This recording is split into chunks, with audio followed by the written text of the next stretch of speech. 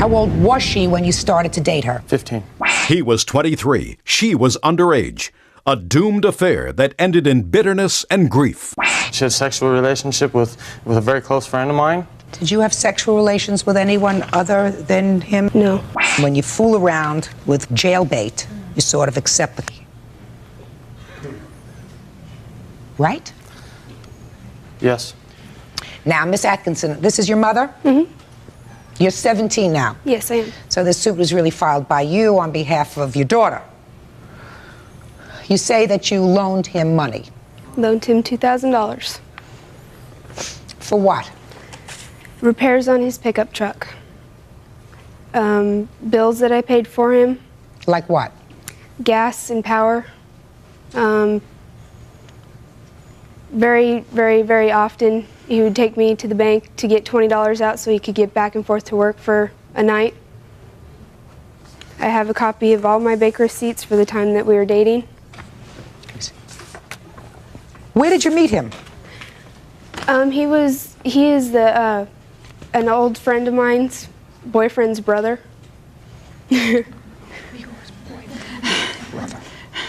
Yeah. And we were just introduced one day, and we were friends for about 5 months, and then it went from there. Did your mother know that you were dating him? Yes, she did. Did you think it was a good idea? He wasn't like a normal 23-year-old. He was more like a 19-year-old. Seemed, and they were friends first. That's not unusual. So he's 23 going on 19. And your daughter was 15 going on 16. Yeah. So you didn't think it was so terrible. Yeah. Did you know that they were intimate? Not for a long time, no. So you took some money from her? The loan was offered to me. What I did borrow from her, yes. Didn't take. Well, tell me. It was offered. Right. And you took it? It was offered It as was a loan. offered several times, and I did take it. Yes, I borrowed, yes. Why? Not $2,000. How much? $800. Well, $800 in one lump sum. Yes, ma'am. We're talking about little bits at a time. No, ma'am. No, ma'am. All the withdrawals listed on there, there's only, I think, one deposit that I made for my birthday on April 8th. All the rest of the withdrawals were not from me personally using the money, but from him using the money. You mean using it to go out on a date, maybe? No, to take it and pay his bills, or to, for instance, I bought him a differential. He needed a differential. I loaned him the $150 as a deposit down on the differential for his... Does that sound familiar? No, ma'am. No, ma'am. I've been self-sufficient since I was 18 years old. I paid all my bills. No. And no, she did not pay no gas, power, or electric bill. She loaned me, which was offered, $800, which I paid back. Now, I don't know where she comes up with this, no. How much did you have in this account when you started dating? To start out with, $2,200. And prior to dating him, had you taken any money out of that account? No, that account was saved up. I've been saving that money since I was 6 years old to go and buy a car when I was 16 or to go to college. So what you're telling me is there were no withdrawals made from that account? None. Zero. Is that correct? That's correct. Step up here, please, with your daughter. When did you find out that she was helping him out with money? The first time I found out about it was his ex-girlfriend left a message on our answering machine telling Kelly that she would never get her $2,000 back, and a few other things she left on. And that was the first time I realized, uh-oh, she's really done it. She's given him some money. And I was afraid she wasn't going to get it back. And when Mom confronted me, I did lie to her because I was trying to protect him. When did you break up with him? When? At the end of August. Why? He put his boot through the window of my parents' truck, kicked me in the face with it. Why? Lots of fights. We were in the middle of another fight, and it ended up in a domestic dispute. Did you call the police? Yes, I did.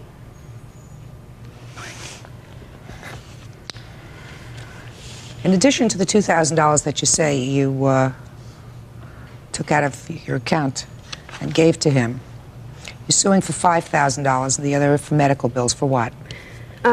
During the time that we were together, I contracted a venereal disease, a virus called HPV. There's a letter from my doctor and bills, my medical bills for the last year.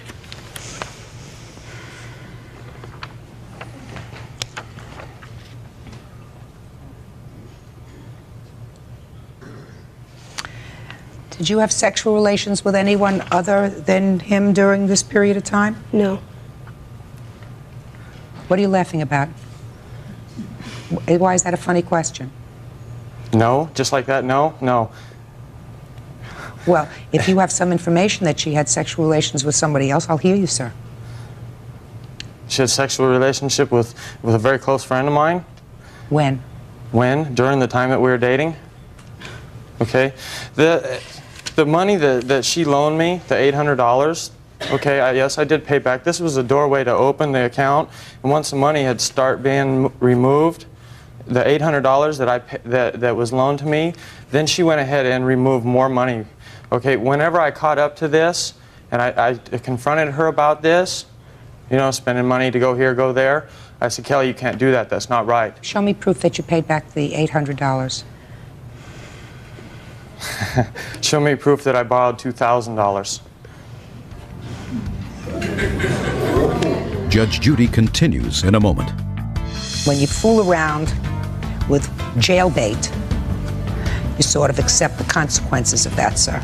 And later today, You're not a like man. him. You're a little weasel. Because Your whole family. Just go. Put him away for 20 years. So. You know what? You're all going to jail. real cases, real people. Judge Judy.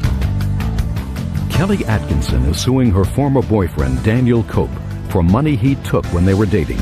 She also claims Daniel gave her a sexually transmitted disease and wants him to pay for her medical bills. Now, you answered one question that I posed to you, sir, with a different answer. I asked you how you knew that she was having sexual relations with somebody else at the same time she was having sexual relations with you. And you are telling me about $800. How do I know? Yes. Because I drove over to my buddy's house. That's where she'd done spent the night instead of over at my house like she told her mother. Yes. Yes. Okay, I caught them. You caught them what? I caught them in the house.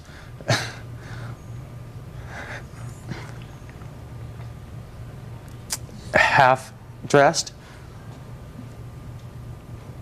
Does that sound familiar to you? No, it does not. Well, would you tell me what he's talking about if you I know? have no idea. Well, tell me about it, sir. What do you want to know about it? She was supposed to be spending the night with you? Yes, Your Honor. And? And She wasn't there. she was not there. So you went looking for her? I went looking for her, yes. Well, I'm making this very easy for you. Well, thank you. Good. How much are your medical bills?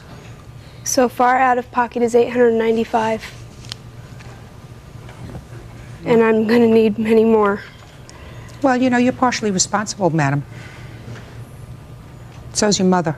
In my judgment. You said it. He was 23, going on 19. Probably more like 15. So, he's no genius. Your daughter is 15, going on 16, and clearly she's no genius. You're supposed to be smart enough to put your foot down Right. and say, I don't want you to see this guy because Well, he's too old for you, and I don't think it's appropriate at your age. At age 15, to be dating somebody who's 23 is not appropriate. Maybe when you're 30 and he's 38, it's a different story. But right now, it's not appropriate. That's your job as a mother. Okay, now whenever Mom did find out about his age, and how much we were hanging out together. I was lying to her, again, to try to protect him. Your mother still says she knew very well that you were dating him, and that she gave her tacit approval because she felt that he was immature enough to be almost a contemporary of yours. And I trusted Which is them. a kind way of saying it. Very kind. Very kind. So you bear part of this responsibility. You know. Have you had yourself tested, sir? I had myself tested, yes. Good. Do you have the results of the test? I have what they mail me is a card that says you're okay, fine, that you don't need to call us, you don't need to contact us, that you don't need to come in. Let me see.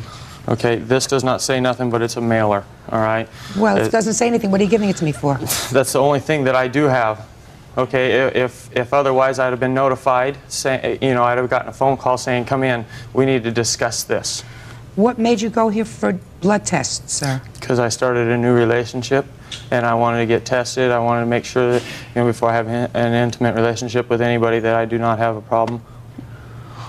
Well, this is interesting because this was just done in October. Yes, ma'am, I have a new relationship. I heard that already. You sound like a broken record. But you stopped seeing her in August, right? A year ago. A year ago. A year ago. Right. Right, so this doesn't tell me anything because I don't know whether you were tested a year ago and were treated during the course of that year for anything. Do you understand what I'm saying to you? Judge Judy continues in a moment. She'd been having sex for long before I come around. And later today, You're a lying scumbag. Your whole you out family is that way. again. Your dad constantly bails you out. Your whole family is that way. real cases, real people. Judge Judy. Kelly Atkinson is suing her former boyfriend, Daniel Cope, claiming he gave her a sexually transmitted disease. Daniel says he knows nothing about it. Mr. Cope, nobody is blameless in this situation. Unfortunately, you are the legal adult and she is the legal minor. And when you fool around with what we used to call, when I was a child, jailbait, you sort of accept the consequences of that, sir. You took out this money. This was your money supposedly for a car, For correct? a car or college, whichever I decided that was Whatever. more important at the time. And so far you have medical bills in the amount of $895. I'm giving you a judgment in the amount of $2,895. I'm saying the following to you. You started off your life wrong. You're supposed to be smarter. You're 17 years old. Your mother is supposed to be smarter. Your mother is supposed to be protective. And as far as I'm concerned, this 15-year-old shouldn't have unfettered control over a substantial bank account. It's her money, but she's still a kid. Right. Fortunately, what was coming out wasn't money to buy drugs or other things, but it could have been. So you gotta be very, very careful and very vigilant as a parent these days. I assume your new girlfriend is over the age of 18. Yes. Great. That's all. Parties are excused. You may step out. Back door to your right, please. And I thought maybe they'd be good for each other. Maybe she'd help him grow up a little bit and he'd help her grow up a little bit. And now the next case. Parties on Lewis versus Lewis. Step forward, please. Secretary Royce Lewis is suing her 19-year-old stepson, Daniel Lewis, for money she loaned him to buy a stereo when he was 16. Okay, so that we understand who the cast of characters are in this case, this is your stepson. Yes. This is your biological son. Yes. Are you still married to his father? Separated. Married but separated. Right. Well, a couple of years ago, while you were probably all living together, correct? Yes. According to this, you made a loan to these two boys Yes. to go out and buy some stereo equipment. At that time, he was 16. Yes. And it was your agreement that when he turned 18, he would pay you back. Yes. Turned 18? Yeah. What happened? He never paid me back. The agreement was that when he turned 18, and I didn't ask for interest or anything, and before I gave them both the money, which was cash, I said, this is with the understanding that when you each turn 18 and get your money from your trust account, that you will pay me back the money that I've loaned you. And they both said yes. I said, then go get stereos for your car. So you got a stereo for your car, Yes, I did. and you got one for your car. Correct. When did you separate from his father? About 2.5, maybe 3 months ago. And it was after that that you filed this lawsuit.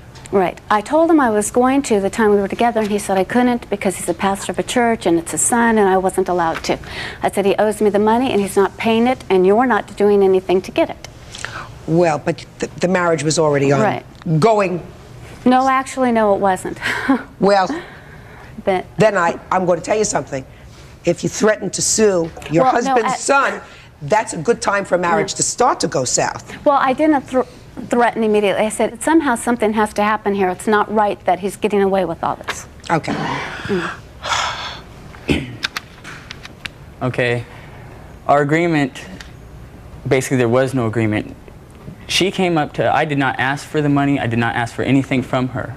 Me and James were both outside one day. She came right in front of our door. She walked down the stairs and was asking us if we had car stereos and how they worked and all this stuff.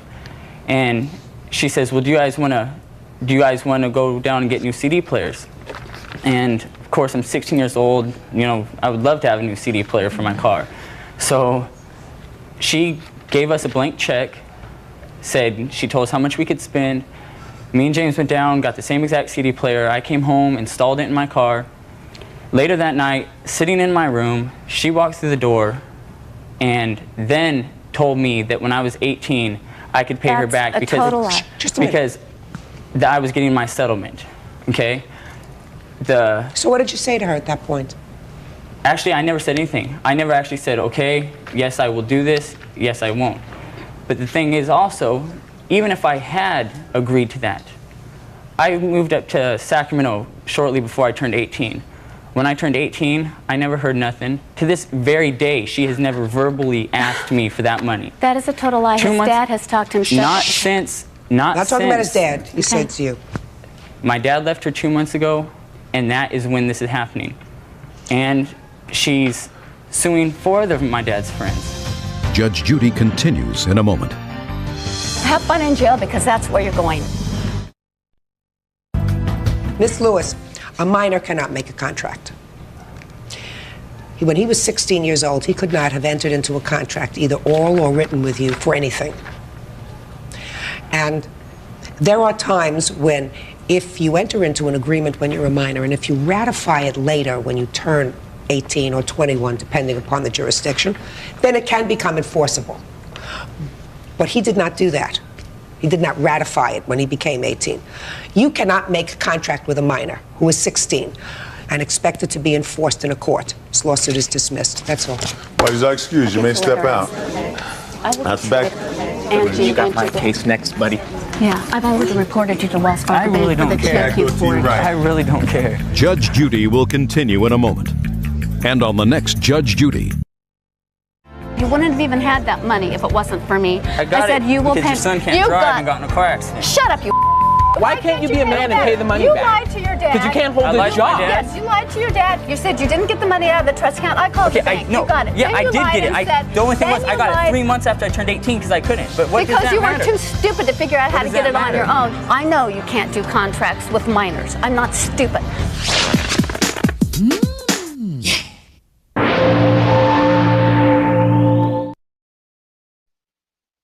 Did you hit your mother? Yes, I did. A mother and daughter come to blows over the daughter's longtime live-in boyfriend. Are you married? No.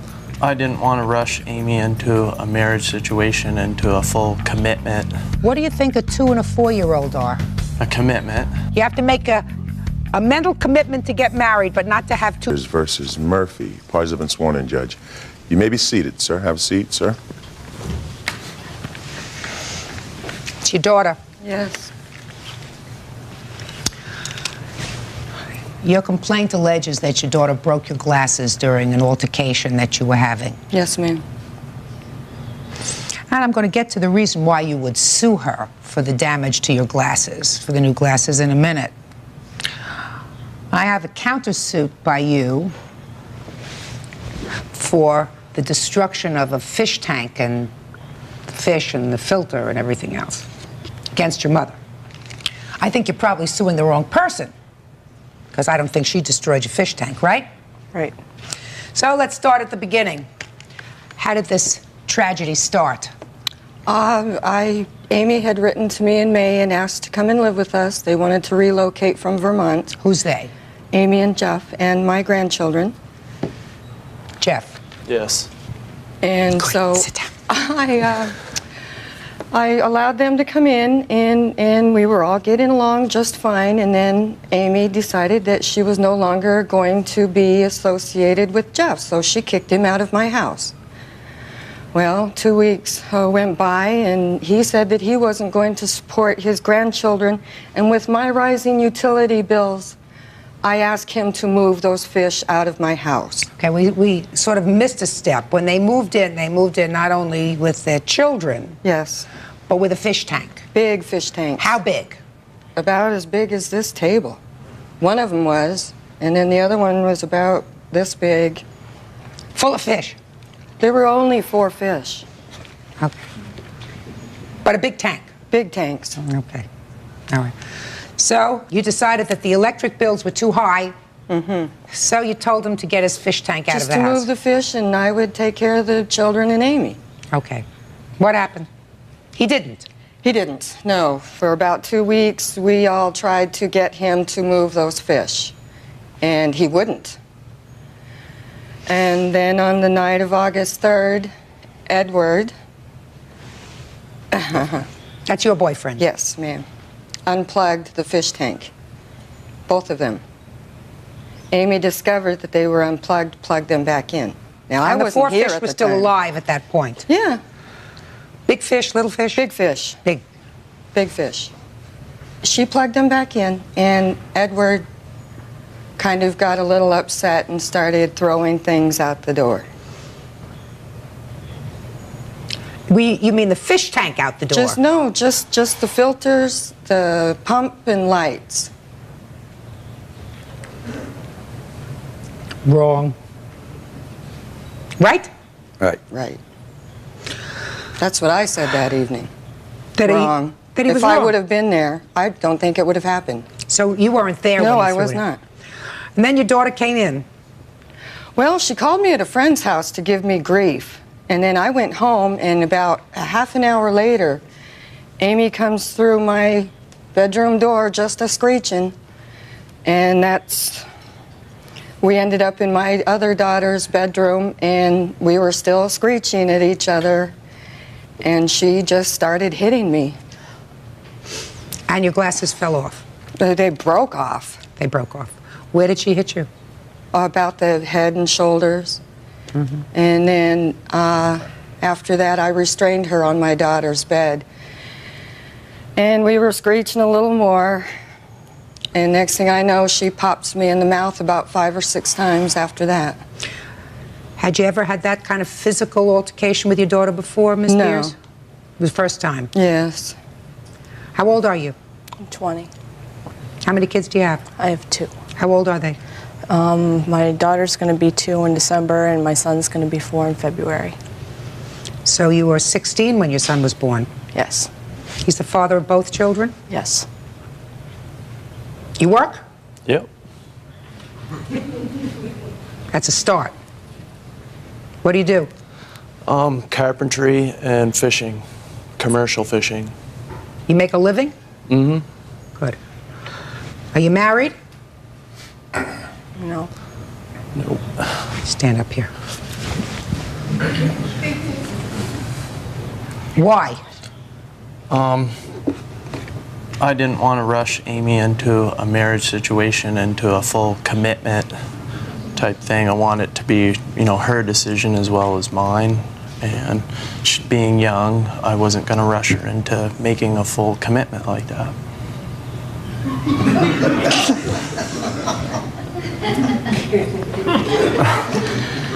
What do you think a 2- and a 4-year-old are? A commitment. That's a full commitment. You know, a marriage, you can say, I made a mistake, I put erasers on pencils for a reason, I crossed this out and I move on. You can't do that with 2 children. Always amazes me. I'm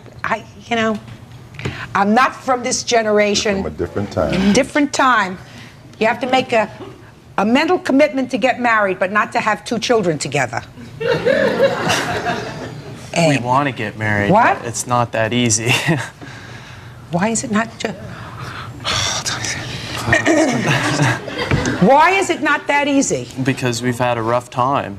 I mean, it is difficult making a living, supporting 2 children and paying all the bills myself. Well, you've been doing it now for 4 years. Why can't you pay $15 and get a marriage license? Did that bother you? Yes.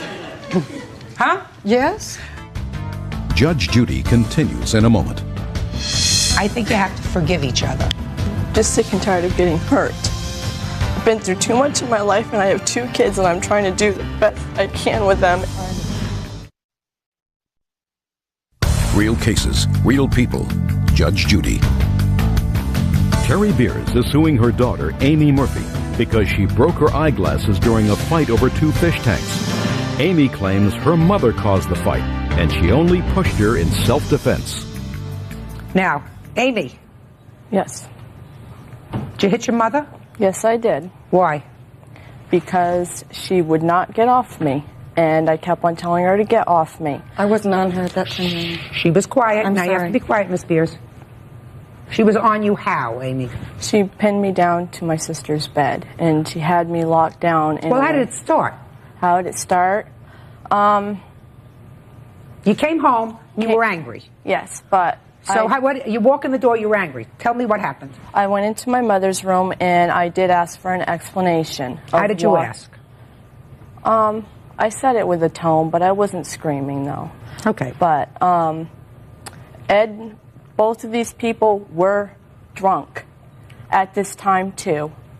And they were screaming at me, and I just come off and I said, you have lost rights to my grandchildren because of this.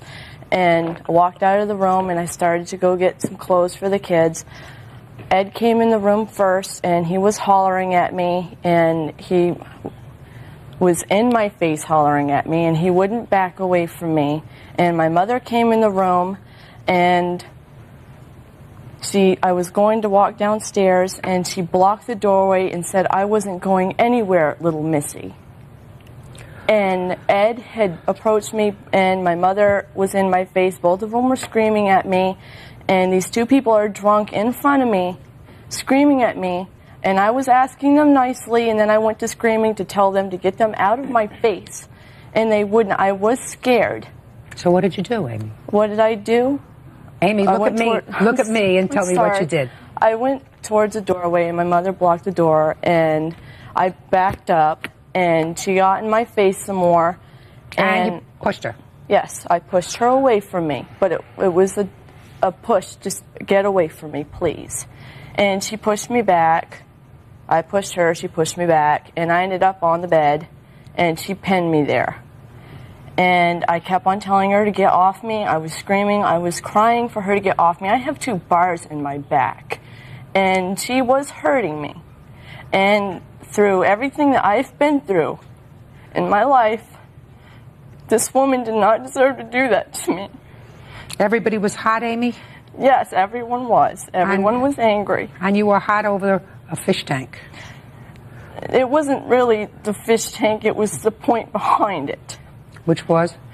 Was why he did that to my things. I mean... Yeah, he was absolutely wrong. But what did that have to do with your mother? What did it have to do with my mother? Yeah, I called her up on the phone. She was at a friend's house, and she was trying to warn me all along that Ed was going to get angry and he was going to do something, but I never knew what he was going to do. I never, immediately thought, oh, that means he's going to ruin my fish stuff. I mean, I never knew that was he's going to do. My mom tried warning me, and that's what I was angry about. And she just stood right by his side like it was no big deal at all. No, well, she tried to warn you, didn't she? Yeah, she did. I certainly am not condoning him destroying property. that belonged to you? Was your property? Mine. Was yours? It was a family project. The kids helped me put it together, and they were all involved in it. And Yeah, it was we an came back, absolutely the wrong kids thing saw to do. this. The kids saw that. What happened to the tanks- fish? Well, eventually they were killed. They were dumped out on the ground. The tank was smashed. And if they waited one more day, we would have found Who did that? Ed and Harold. And I would like to submit that another reason their electricity bill was so high is because Harold put a new air conditioner in his little trailer, and they had 15 things all plugged into one outlet. Of course, your electricity bill is going to Jeff, go right up. Jeff, that's really not particularly relevant. Okay. Your last name, sir? Hutchinson. They may sue you for this fish tank, Right. right? But this lawsuit is against your mother. The countersuit is against your mother's. She didn't destroy your fish tank. You had no reason to touch their property. Exactly. Period. I don't care what it is. First of all, sir, how long have you two been together? 5 years. What you do, and I don't know whether you're in for the long haul or the short haul, that's up to her. Long haul. Long haul? Anybody that would do such a thing, that would have that kind of temper, Miss Beers, I would think about making it a long-term commitment. Well, we're working on it. You got to usually start with them when they're about 3. Oh, well, I know. Right? So, he's past 3.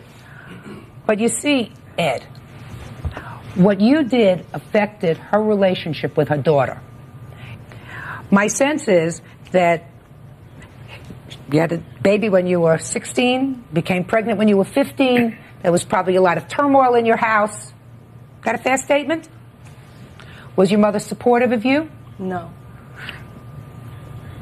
Well, she let you move back into the house. How could you say that She wasn't did, but supportive? she threw me out when I was 16 years old, out onto the street, packed my sister's things. I had nowhere to go. Judge Judy continues in a moment. You only have one mother. She may not be perfect. And if she's made mistakes as a mother, you're supposed to forgive her. Want to give her a hug?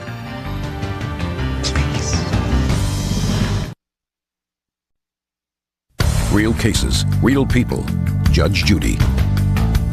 Terry Beers and her daughter, Amy Murphy, are in court after an argument turned violent, leaving Terry with broken eyeglasses. Amy says she was only defending herself after her mother started the fight. How long were you estranged from your mother? Oh, I'd say... Not very long. Year? No, it wasn't that long. Okay. They were still in Maine when my first grandchild was born. Amy, what I'm trying to say is, you know, other people come and go in your life. That's just a reality. But you may get angry with your mother, she may get angry with you, you may have arguments, whatever. But you can usually count on your mother. Bottom line, when all is said and done, more than you can count on anybody else in your whole life. You can count on your mother. Now, what you did, sir, was interfere with that. You ought to be ashamed of yourself. I am. Good. Then you can sit down. That was a good thing to say, so I can't even say anything to you. You are ashamed of yourself. You broke your mother's glasses. Yes, I did. It's a shame, Mrs. Beers, that you came to court with your daughter. I'm surprised that you did. You have a right to. Maybe what you needed was sort of a catharsis to get it all out. Maybe. Maybe that's why you're here. I think you have to forgive each other. Amy, you're 20 years old. 20 years old is hardly cooked for a human being. And you may have lots of anger with your mother. She may have a lot of disappointment with you over, you know, the way things turned out. But eventually it'll work itself out if you let it. You know. Just sick and tired of getting hurt. I've been through too much in my life, and I have 2 kids, and I'm trying to do the best I can with them. We were trying to start over. Yeah, it wasn't good enough. Well, Amy, it's never too late to give it a shot with your mom. So you buy her new glasses. New glasses, what, $200? So that you have. Thank you. But Amy, you have 2 kids. And you have parents, Jeff? Yeah, the kids are with my parents right now, and we haven't seen them since this happened. Haven't seen the children? Nope. Why? Because I've been busy every day working, and we really haven't been able to afford to go back and forth from Vermont, and we want our kids back as soon as we can. So and they're now living we with have your a stable parents? environment, yes. So they're living with your parents? Yeah, they're in their custody. I place custody of the children with my parents. It's the safest thing to do for them. At the time, that wasn't what it was. It was to hurt you.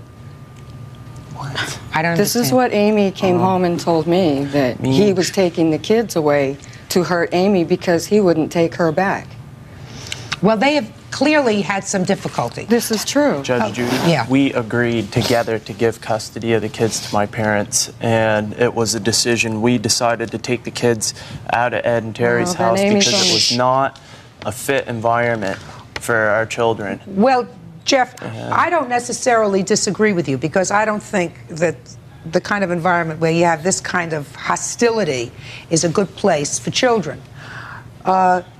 It's a good thing for children to be surrounded by the love and support of grandparents. Grandparents are nice to children. You know, they do all the nice things for kids and don't usually have any of the downside, discipline, and that sort of stuff. But bottom line is, if you are 2 reasonable people, you're going to have to make a solid home for yourselves so that you can take care of your children, because it's not fair for children to bounce around from one home to another home to your home, to not see you for weeks at a time. Children don't understand that, especially when they're 2 and 4 years old. How old are you? 28 today. Well, we share a birthday.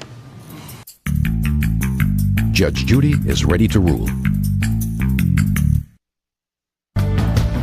Seems to me it's time for you 2 kids to really grow up and understand that you made these 2 babies and it's your responsibility to grow up and make a home for them. I also want you to think, Amy, that you only have one mother. She may not be perfect. She may have made some tremendous mistakes. You made mistakes. And let's discount Ed. Ed is not really part of your life. She's part of your life. And if she's made mistakes as a mother, you're supposed to forgive her. Mothers are supposed to have unconditional love for their children. And children, as they get older, are supposed to forgive the frailties of a parent, because parents aren't perfect. Your kids will benefit from loving 2 sets of grandparents. All right? Okay. You're going to buy your mother some new glasses. Want to give her a hug? Please. Huh? Not yet? Nope. Not ready to yet. Will you think about it? Please? Yep. Okay. Good luck. Please excuse you may step out. Out the back door. Judge Judy continues in a moment. And on the next Judge Judy. She's telling everybody the wrong things. She tells people what she wants them to hear and not what you 2 discussed. I've been through a lot with this woman, and there's just no ending to the games that I'm going through, and I'm sick of it. And this is the end of it right here, and I've already made up my mind. So.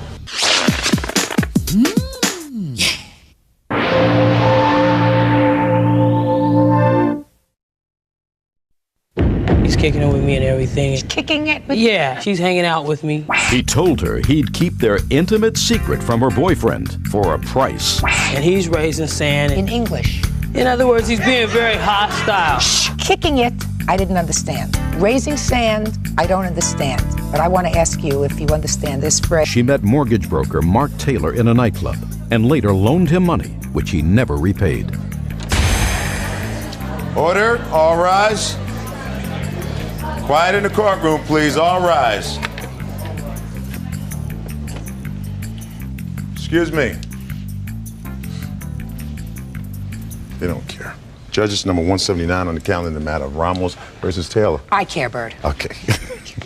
Parties have been sworn in, Judge. You may be seated. Ma'am, have a seat. All right, Miss Ramos, for some reason that I don't understand that you're going to tell me, you lent this man some money. Yes, ma'am. You say you have a note to prove it. Yes, I do. He says he paid you. No, he hasn't. And that he can prove it. So first, Miss Ramos, you want to tell me why you lent him money in the first place, how much you lent him, and when he was supposed to pay you back. I loaned him $700. When? This was in May. Why? I felt sorry for him. Why? Because he told me that he needed money to pay rent. Well, how long had you known him before you gave him the $700? I met him earlier that month. Where? At a bar. Did you, other than just meeting him at the bar, did you become friends? Did you date? Yes, friends. Just friends? Mm-hmm. From the time you met him at the bar until the time you gave him the $700, how many times did you see him? Quite a few times.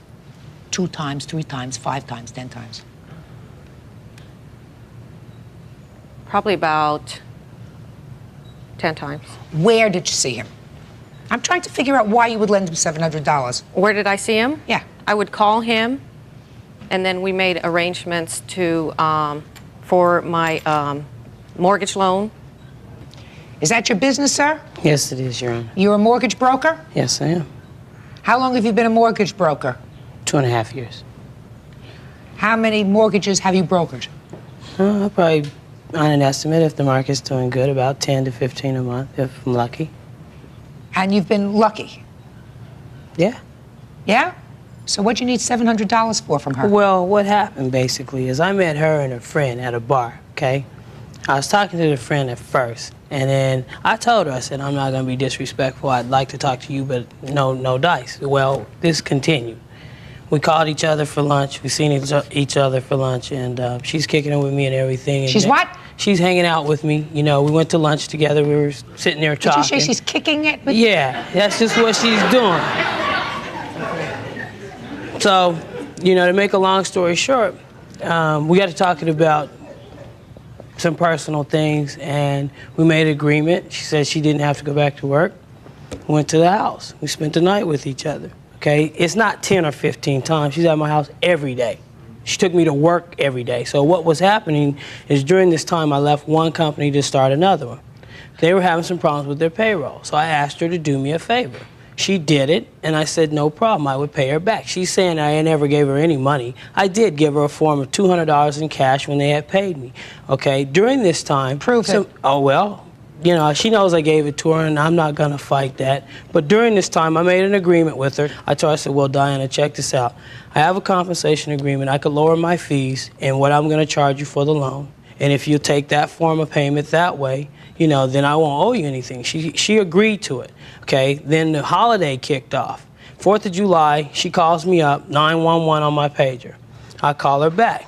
So she's telling me that her daughter, okay, who was leaving to go to San Antonio, had told her boyfriend about us and everything.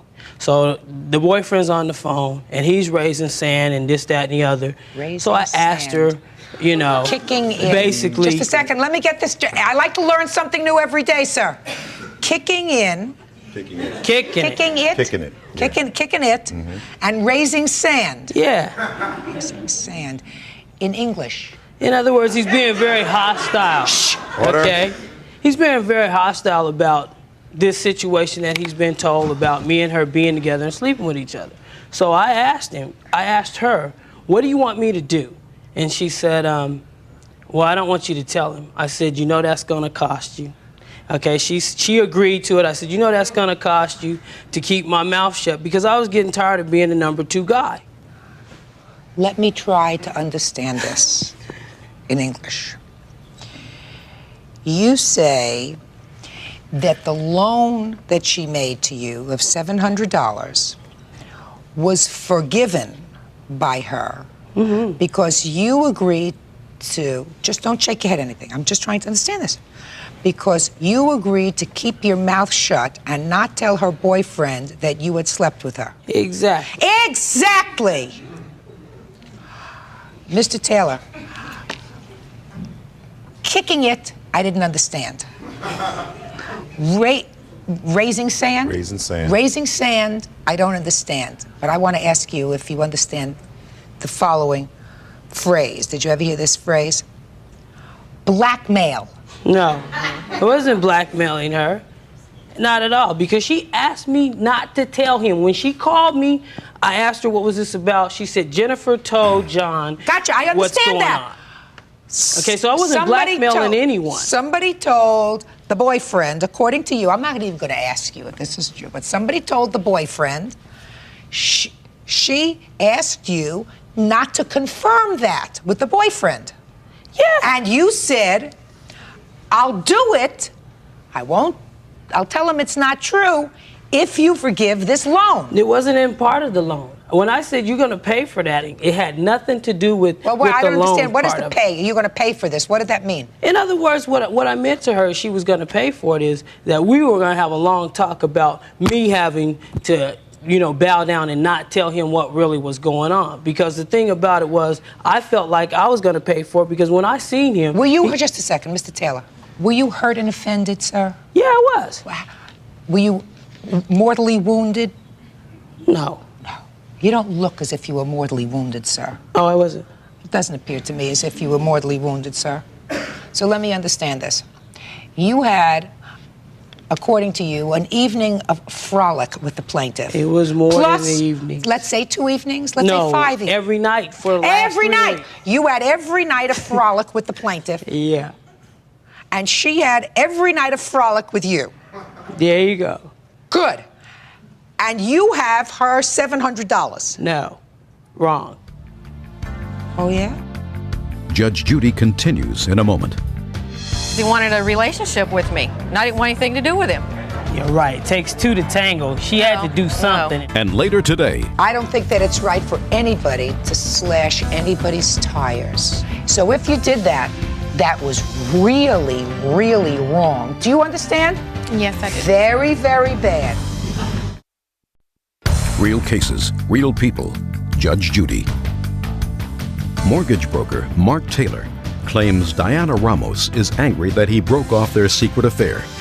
Diana says she just wants her money back. Did he give you the $200? No. Did he give you any money? Yes. How much? 100. Okay. Could you prove that you gave her more than $100, sir? No, because at the time... All right, so let's say you now owe her $600. That's not what the case was. Just a second. How much money did you pay her back?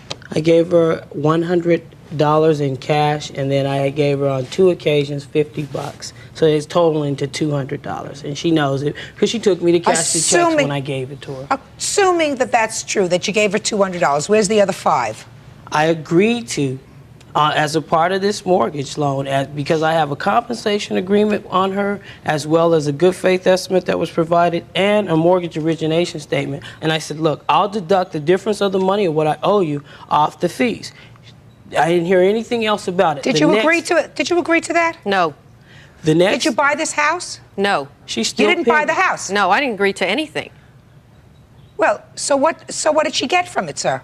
It's to be determined. Just a second. She didn't buy the house. She didn't use the mortgage. She's still pending. It's to be determined. She was purchasing a new home. All I was doing was creating the financing. She knew that she needed to go out and find a home. And I have the compensation agreement that's still good on you to the 3rd of October right here, that this is what was going to be performed up until those calendar days. Right now, she didn't do anything. She didn't agree to anything. You owe her the money, sir. Did you ever hear the expression? You heard kicking it? Mm-hmm. Sanding, what? Sanding? Raising sand. Raising sand, right? She Did you ever agreed to hear, that. don't mix business with pleasure? Of Did you ever course. hear that? So, don't mix business with pleasure, sir. You borrowed money from somebody as a friend because you were between paychecks. Mm-hmm. And then you wanted to have a sort of work it off on this thing, on this agreement that you had. I told her she could take that or I would pay her back. And even Well, on the promissory note, asked her to provide a promissory note to you because I told her that if I didn't agree to pay her by the 17th of July, that we would make arrangements to have it settled. I did not hear from Mrs. Ramos. The next thing, You acknowledged, sir, that you had to sign a promissory note. Right, but that you signed it. Let me see the note. She had Here, it. let me see the note, please.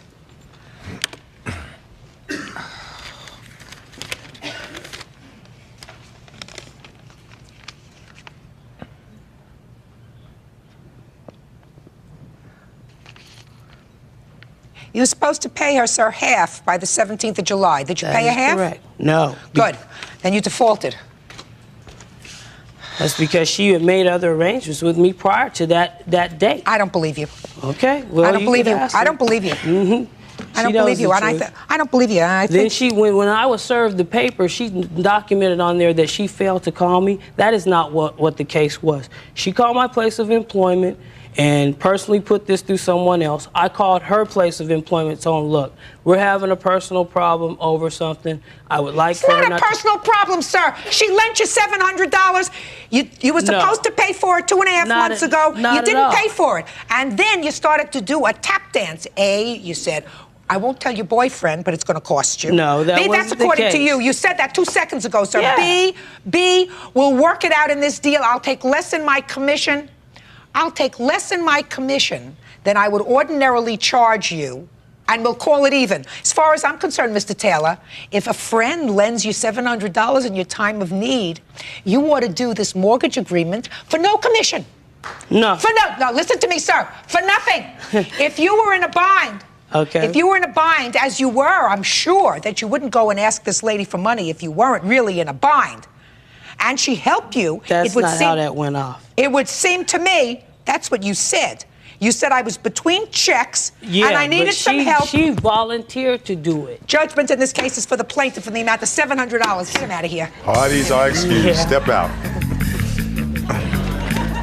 You got your money back, but you know you was doing me and doing John at the same think so. time. Ask, bring him down here. He'll tell you. John, if you get to see this, buddy, like I told you in Texaco, been there, done that, got the T-shirt. Have a good one.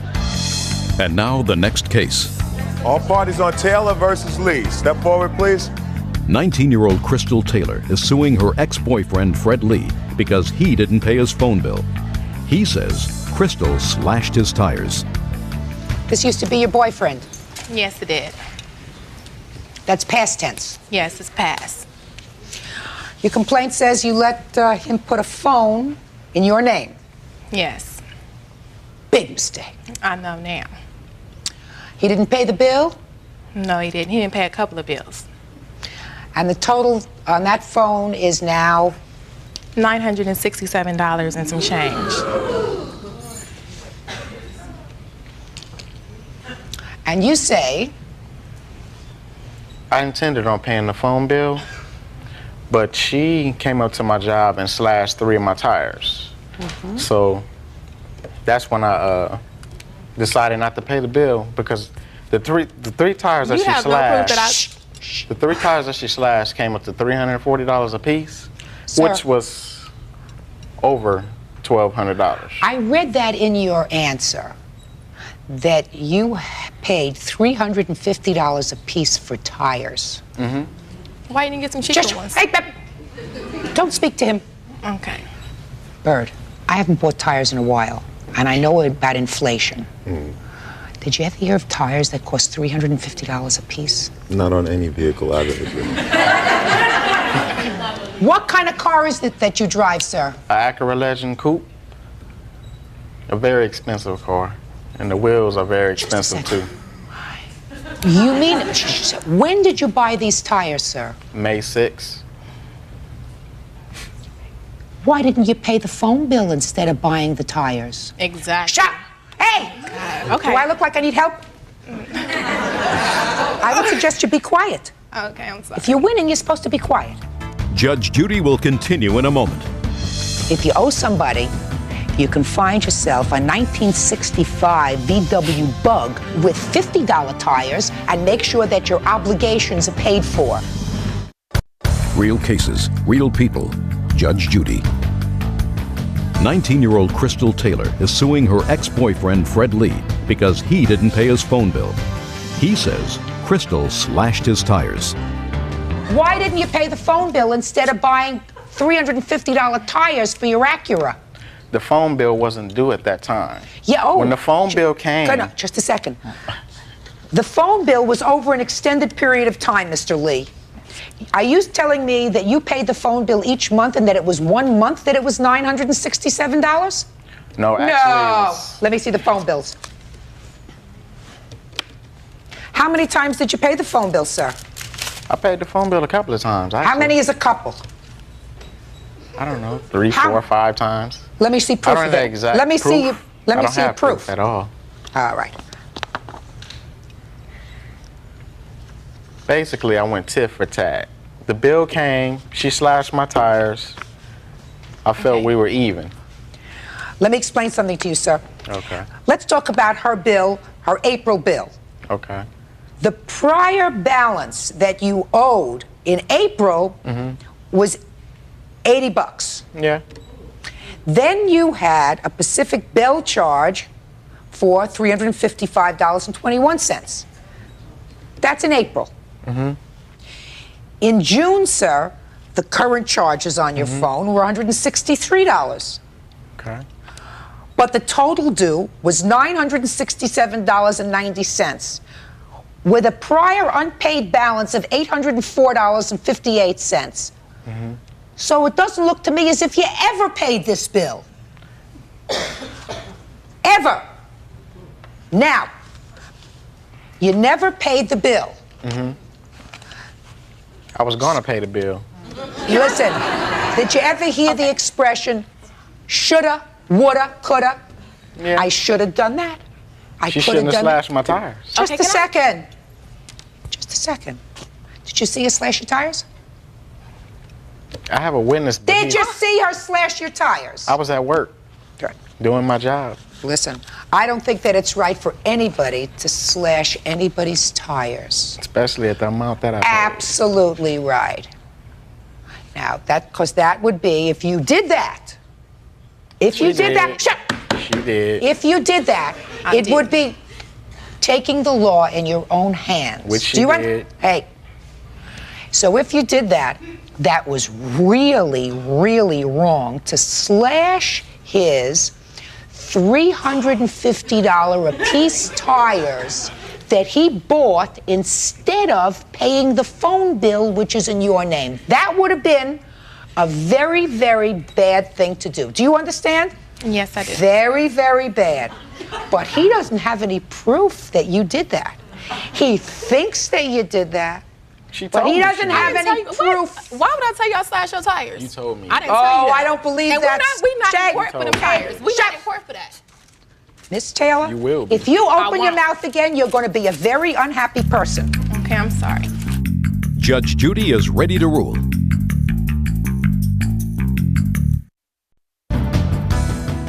It was very bad of you to buy 3 new tires when you had this outstanding bill, sir. I had to drive my car. I had to get back and forth to work. I had to buy them. Well, I want to tell you something, sir. I guarantee you, whatever work you do, I make more money than you do, and I don't drive an Acura with $350 a piece tires. So if you owe somebody for a phone bill that's in their name, you can find yourself a 1965 VW Bug, drive it around, right, with $50 tires, and make sure that your obligations are paid for. The judgment in this case is for the plaintiff in the amount requested, $967. Thank you very much. That's Parties are excused. You may step out. Judge Judy will continue in a moment. And on the next Judge Judy. He was no good. I just want to let all the girls in LA know Fred is no good. That's that. Okay. That's that. I'm very good. I'm definitely somebody else's game. So, all you women in LA, I am single.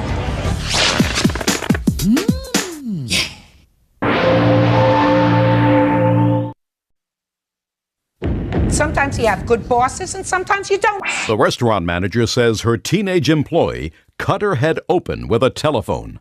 Show me with your mother how that happened. We're pulling back and forth like this. And that's how she got hit. And she finally pulled it out of my That's hand. how she got hit, on the top of her head. Yeah. She's allowed to give you an attitude, madam. She's the boss. How long had you been working at this restaurant? I was a substitute manager, but I had worked there maybe 3 or 4 times. My main home as a manager was in Tri-County. And how long have you been working for this establishment? 2 years. 3 years, approximately. And what kind of work did you do there? I was just on a register. You mean you were a cashier? Uh-huh. How long had you been working there? I had worked there for about 3 months, and then I was like on a leave. I didn't work for about a month, and then I had just came back. It was like my 3rd day back. 3rd day? Mm-hmm. Had you met her before? No. So, Ms. Keeman, would you tell me what happened on this day in December? On December the 26th, I was a substitute manager at Hardee's Restaurant, and we always have a main duty of like working on the cash register and secondary duties, sweep the floor, get iced tea ready and such priorities. I had given her task to do, and she was on the phone. Beth Tolbert. You're her mother? Yes, I'm her mother. And I gave Beth Tolbert her duties, and she was on the phone. I came back a little bit later after cleaning the restrooms and doing some of her chores, and she was still on the phone. And I repeated that she must get off the phone. I thought maybe I'll give her a break because I'm a benevolent manager. And I gave her another chance to please do her duties and get off the phone. She stated she wanted to call her mother, but I don't know who she called. And there was a lot of profanity and a great deal of yelling on front line. As a manager... Okay, so let me stop you right there. Yelling and profanity by whom? Beth Tolbert. And who was she yelling at? Somebody on the telephone telling them what a mean vulgarity word I was, making her do something other than just ring on the cash register. And where is the phone situated as opposed to where the patrons are? The phone is situated by drive-through, and she was on front line. She had to go over and use the phone behind an wall, like, to use the phone. But she was supposed to be on the cash register. That's correct, Your Honor. So she couldn't be on the cash register if she was on the phone? That's correct. Well, after there was a lot of profanity, did she finally hang up the phone? I asked her to please clock out. I gave her a choice. Clock out meaning? Meaning that she should leave the restaurant, and that's all. She would be paid for the day that she could go home. She had a choice, either get off the phone or clock out. So I finally asked her to clock out. I said, if you don't leave, I will have to call the police, because at that point it's criminal trespassing. And we are taught in our managerial duties that you exercise this to the employees, that they do have other duties, and that when they're off the clock they could use the phone, but not when they're supposed to be doing their work assignments. That's my managerial right. And I asked her, I said, would you please clock out? And she went to the cash register to clock out. She said, give me that phone, I'll call the police. And I had it up to my ear and was ready to call the police. And I faked it the first time, hoping she'd shape up and quit the profanity. What do you mean faked it? I called the police, but I didn't get to talk to anybody because one of the employees unplugged the receiver and I was talking to no one. And by that time she said, give me the phone, I will call the police. And I saw her heave back with the receiver of the phone, and I ducked. But unfortunately, I did not duck far enough. And I was hit with the phone up here. I didn't want to get it in the eye, and I saw it coming. And there was blood all over in my... Right in the front of your head? Yes, see the scar. Could you step up, please? My eyes aren't as good as they used to be. Likewise. All right, there's about a scar that appears to be about 2.5 inches long. This is the mark right here that you're talking about? Yes, and it was 3 deep, and I had a picture. Did you see this? Did you see the scar on her forehead? No, I haven't. Well, would you step back, Bird? Would you accompany the plaintiff and let the defendant and her mother look at that scar? Step away.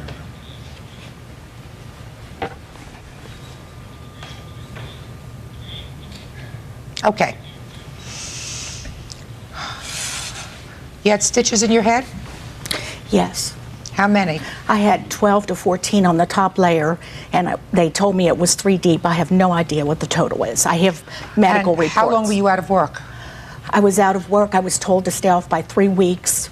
I was told after 8 days. Don't tell me what you were told. Just tell me how long you stayed out of work. 3 weeks? 4 or 5 days. And tell me what kind of pain, if any, you had in your head. I have never had headaches in my life, and I have one every day since I have been hit. I am also losing my eyesight in this eye, which the doctors are watching me very closely. I have all my medical reports, Your Honor. Now, you were arrested, is that correct? No. Were you taken into police custody at any time? No, I wasn't. Are you telling me that there was no trial in any other court? Because according to these papers, there was a trial in another court. Yes, there was a trial, but I'm saying I didn't get arrested or anything. The police didn't take me. How did you get to court, madam? We got a letter in the mail. It was a hearing. She filed a juvenile complaint. Ms. Keeman did. And that's where we went to court for a hearing, an assault charge. Okay, well, that's a trial. Hearing is a trial. Yes. It's just that you are 16, is that right? 17. 17? She was 16 when it occurred. All right, let's hear your version of what happened. Okay, when I got there, Phyllis was with another manager there. And she was a really nice person when the other manager was there. And like if you get a break or something, no matter what, when people come in, you have to go back to the register. And so like, and I had a sandwich, and the whole time I had to keep coming back and forth. I couldn't go. Couldn't go where? I couldn't go to my break. I couldn't eat my sandwich because people kept coming in. So then the manager had finally left, and there was no more, it was like we were completely dead. And I went ahead and ate my sandwich. And then Phyllis, you know, she got mad because she didn't know that I had asked the other manager right before she had left or anything. And so that, you know, like, that's kind of how like the attitude started towards me. And the phone rang, and she answered the phone, and it was for me, and she told me I could use it. And I got on it, and Who was on the phone? It was just one of my friends. He asked, "What are you doing?"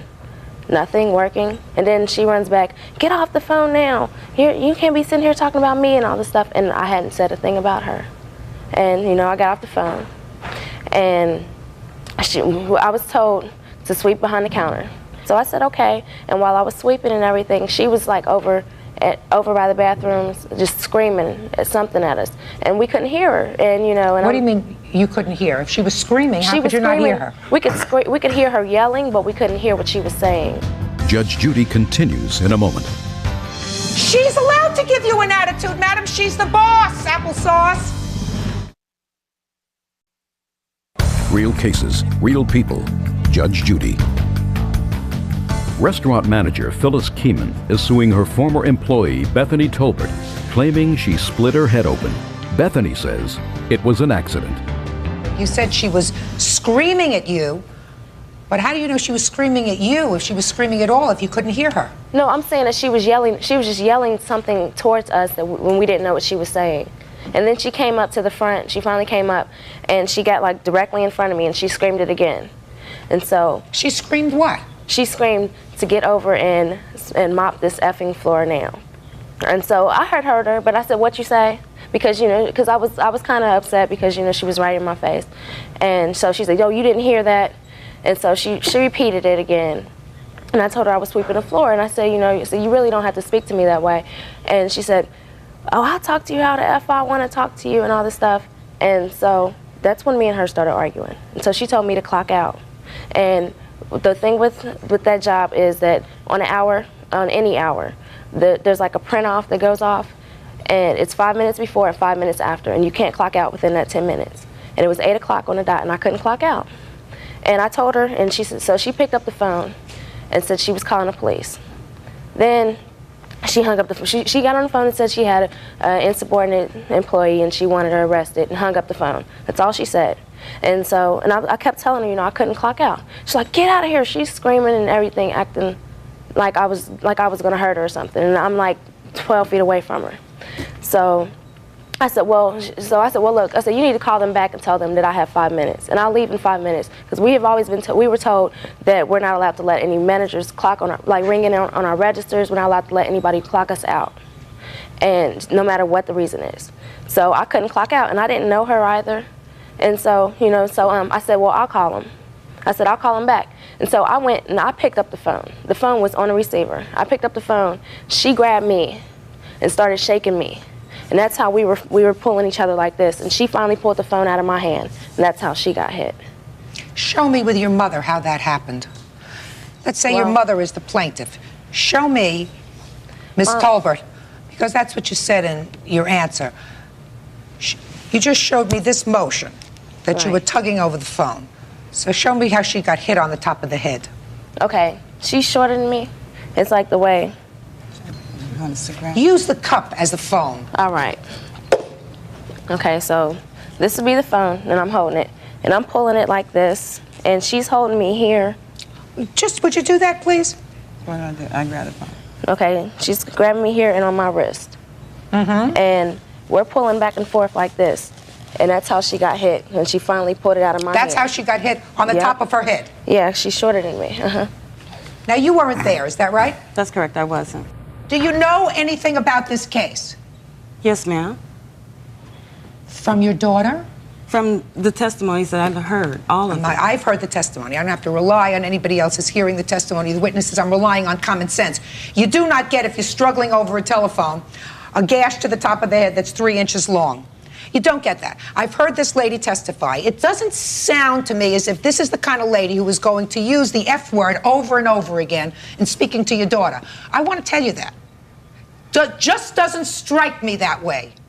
Now, I have just a couple of other questions for you. You took a leave, you said, from this job for a month. Why? I was sick. What was the matter with you? I have migraines, and I was having some stomach problems and stuff. How many jobs have you had? I've been working since I was 14. So one job I worked at for 2 years. What happened to that job? I quit. Why? Because it was old to me. I found a better one. Judge Judy continues in a moment. She's a very good actor, and that's what her really job should be. And later today, Just a second. I know what your argument is. I'm very smart. This is not a complicated case. You know, this is not the Scopes trial. real cases, real people. Judge Judy. Restaurant manager Phyllis Keeman is suing her former employee Bethany Tolbert, claiming she split her head open. Bethany says it was an accident. You assaulted this lady. She was your boss. Let me tell you something about bosses. And your mother, who takes your side in this case, even though she wasn't there, better listen very carefully. Life is sometimes not fair. And when you raise children, you're supposed to raise children to understand that there are certain authority figures. Like you start out when you're a teacher in a school. As a teacher in a school, my mother always taught me that right or wrong, the teacher was right at that moment. When the teacher told me to do something, I did it. I may come home and complain to my mother later, but I don't tell the teacher to go take a walk. I learned that when I was 6, and I learned that when I was 20, and I taught that to my children. Is that what you learned, Bird? That's what I learned. And then you go through life and you have bosses.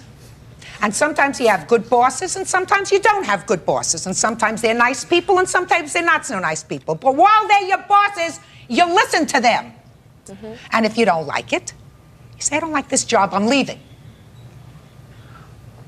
What happened with your daughter is you didn't teach her that right from the beginning.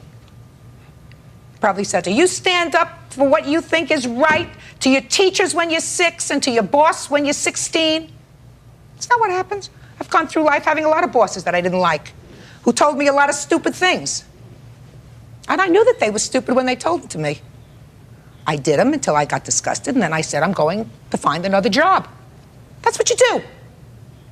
Excuse me, can I say something? Sure.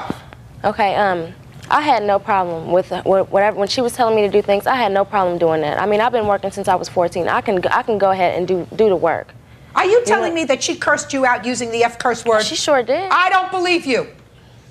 What do you think about that? I don't believe you. I don't believe you. I mean, just like when you said in your answer, when she said to you, put down the phone or go and sweep the floor, you said to me, what did you say to me? Even though you told me just now that you heard every word that she said. You gave her an attitude. She gave me one. She's allowed to give you an attitude, madam. She's the boss, applesauce. I know she's the boss, but she can't curse at me like that. She's the boss, applesauce. So you better work really hard because she's got a 3-inch scar. She's got headaches. You had no reason to assault her. She's suing you for pain and suffering, and she's going to get the money for pain and suffering that she's suing for. Judgment in this case is $5,000 for the plaintiff. That's all. Parties are excused. You may step out. I'm a whooper. Out the back door to your right, please.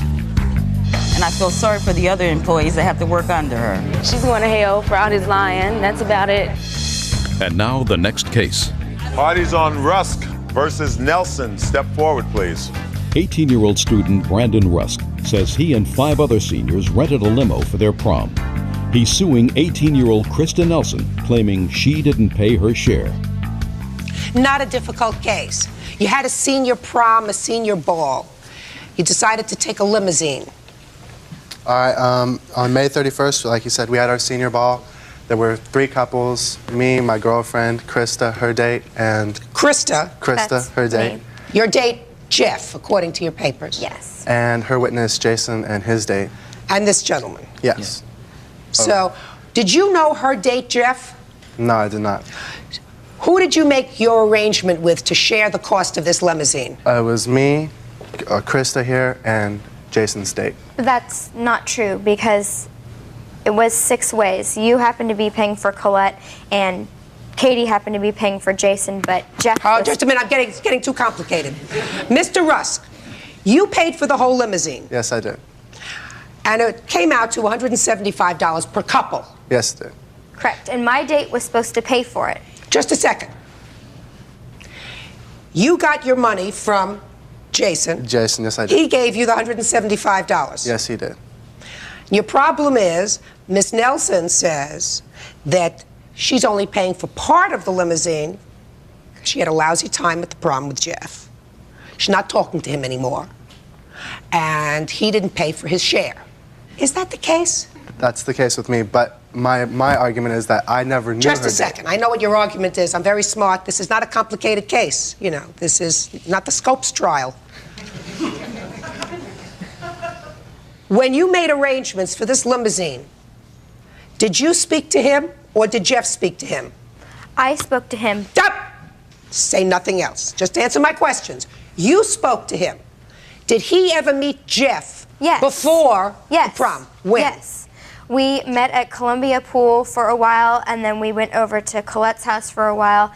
He knew, it was clear that Jeff was paying for our portion of the limo. Just a second.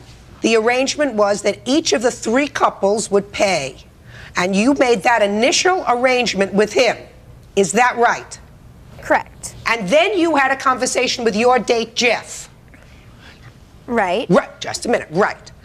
And your conversation with your date, Jeff, was, are you going to pay for this limousine? Correct. And Jeff said yes. Right. And I told Brandon. That had nothing to do with Brandon. You're Brandon, right? Yes. Brandon Rusk. Your original agreement with him was, when he arranged for this limousine, that your third was going to be paid. Yes. You then had a conversation with Jeff. No. From the very beginning, we all sat down and made plans together that we were going to go. We contacted the limo place, everything. Who's we? All of us. We all got together and did it besides Jeff. Jeff was the only one who wasn't there. Right. But I told Brandon from the beginning that Jeff would be paying, that I was going to get Jeff to pay for our portion of the limo. That's your problem. Judge Judy is ready to rule.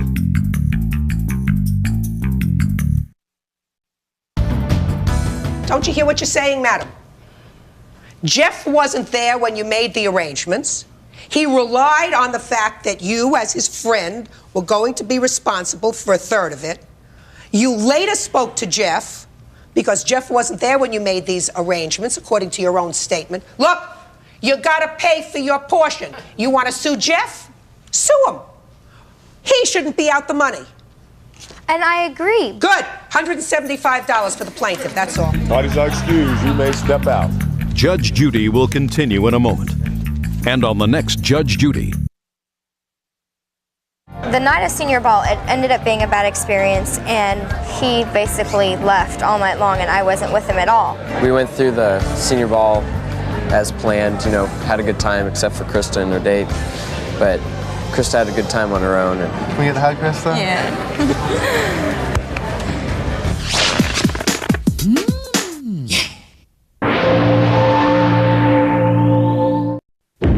Rolanda says Rhonda borrowed her car and dented it. I was damaged on the driver's door. Okay. Are you telling me that you didn't cause the front end damage to the car? No, I did not. Yes, she did, Your Honor. No, I did not. Rhonda says Rolanda took her jewelry. My rings was missing. Now, you have to prove to me that she took your jewelry. This rather complicated case, as simple as I can. You are not related to each other, even though you have the same last name. No. You are neighbors. Yes. She borrowed your car. Yes, she did. And it was involved in some sort of a traffic accident, and it was damaged. Correct. Right? Yes. And you want her to pay for the damage to the car. Yes, I do. She says that while you were babysitting for her, jewelry was stolen from her house. So she's countersuing you for the jewelry. She said, therefore, she doesn't have to pay for the car. Is that this case? Yes, it is. So at least we have one thing that's a given. You damaged her car. Yes. Now, in what month, date and month, did you damage her car?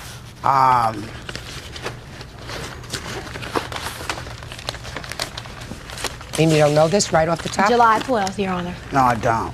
July 12th is when you borrowed the car. Yes. How was it damaged? Tell me. I was damaged on the on the driver's door. And how did you do that? I didn't do it. A car hit her car while I was parked. So she says, Your Honor. Whatever, you weren't there. Right. But it was damaged while it was in your control. Yes, ma'am. And it's not covered by insurance. No, it's not. Why did you let her borrow your car? Because she asked me if she can borrow my car to go to the grocery store. That's not true. And I said, do you have a driver's license? And she said yes. And I let her drive my car. When she left, my car was a brand new car. No, I understand that. She's acknowledging that the car was damaged while it was under her control. Did you have a driver's license? No, I did not. Why? Why did you use her car without having a driver's license? She sent her daughter to come get me, to go to Lucky's, to go get some milk and cereal for her daughter because she was sick. Your Honor. I did her a favor. Your Honor. She asked me to use my car. The first question I asked her, before I even answered her, was, do you have a driver's license? That's not true. She said yes. Just a second. Did you have insurance? No, I didn't. Why not? Well, I had got the car in May, and I moved in June. I guess my insurance papers, from what the car dealership told me, went to my old address. Being that I didn't get them in time, they pinned it because I only had it a month after I got my car. They're all, so far, you both sound very responsible. No insurance, no driver's license. It's a perfect match. Okay. All right. Now, when allegedly was this jewelry stolen and how? What month? It was stolen August 23rd. All right. 8/23. Now, between July 12th, when the car was damaged, and August 23rd, why didn't you pay her for the damage? Because, for one thing, when after the accident had happened, okay, I came straight to Rolanda, and I said, Rolanda, someone had hit your car. We came out, we looked at the car. She said, Rhonda, don't worry about it. It's not that much damage. It could have happened to me if I'd have had your car. She said, don't worry about it. Okay. Come on now. All right. And so that was it, okay? August 23rd was my birthday. We needed a babysitter. Just a minute. So are you telling me that between July 12th, when our car was damaged, and August 23rd, there was no other discussion about paying for the car? None. None. Okay. You say there was? Yes, there was. When was there? When she came back, when she pulled back into the parking lot, and I came outside and seen my car, and I'm just shaking my head, and she was like, Rolanda, I'm going to help you fix your car. She said she's been knowing people who can fix my car, Your Honor. She said she's been knowing people, and I'll come to her door, I'll ask her sometime, I'll be like, have you talked to someone? No, and she'll be like, yeah, I know somebody who will fix the car. Okay. You know, and then she got mad one night and was like, I'm not going to fix your car. Who are you? I'm her witness and roommate. We live together. When she was at the store, I was at Rolanda's house sitting, waiting for her because the store is not very far from where we stay at. Okay. When she came back, all three of us walked out where the car is parked at in front of our apartment building, and we looked at the car. You know, I was looking like, where's the dent, you know? And it was very small, like maybe if someone opened their door and maybe hit the car or something like that, that's what it looked like. To me, it wasn't major at all. I'm going to see pictures of it. I assume the pictures are here. It wasn't major at all. My pictures to prove that they're not little itty bitty dents. I have pictures I have too. I have some damages that. Just a shut. Okay.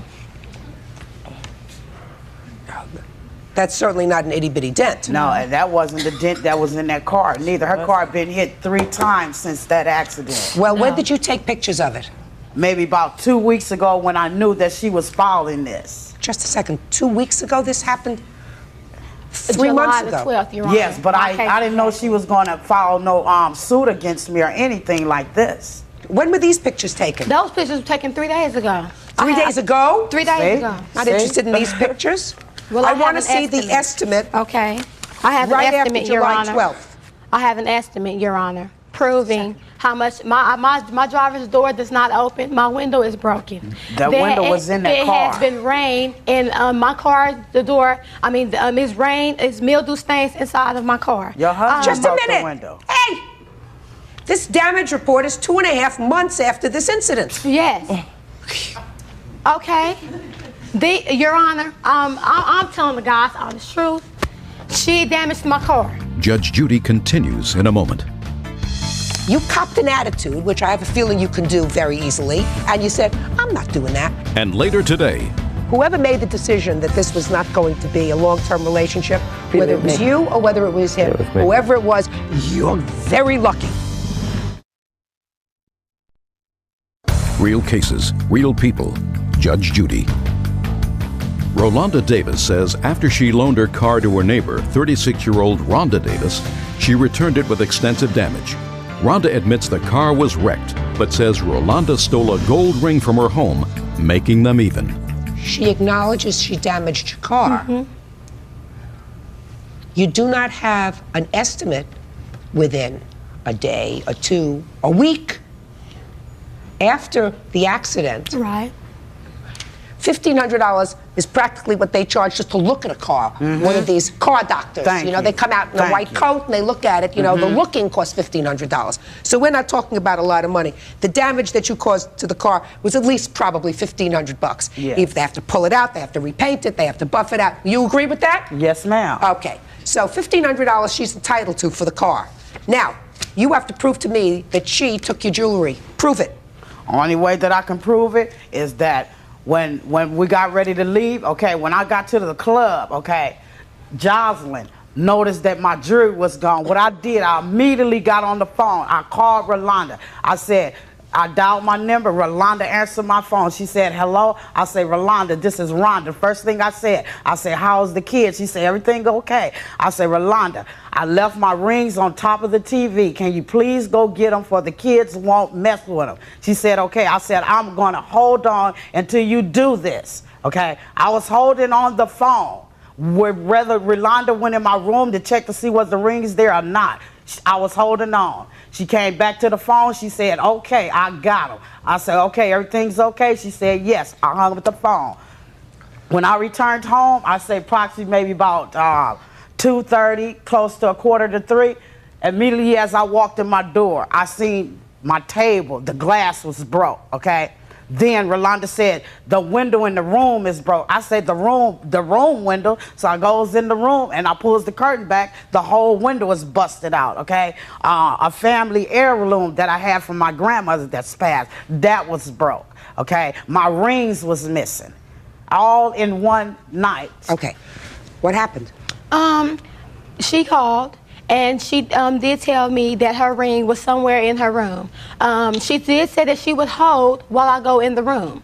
I did not go in that room because I didn't want to be responsible for nothing coming up Just missing. a second. Okay. Stop you right there. All right. She called. She said, I'll hold on. Mm-hmm. I sat the phone down. Just a second. Okay. She said, I'll hold on while you go inside and get my rings because I don't want the kids. That's what she said to you. Right. And you did what? And I sat the phone down and sat there.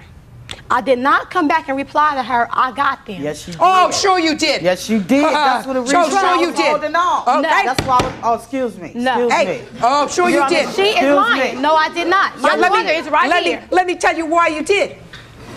Let me tell you why you did. Because it doesn't make sense.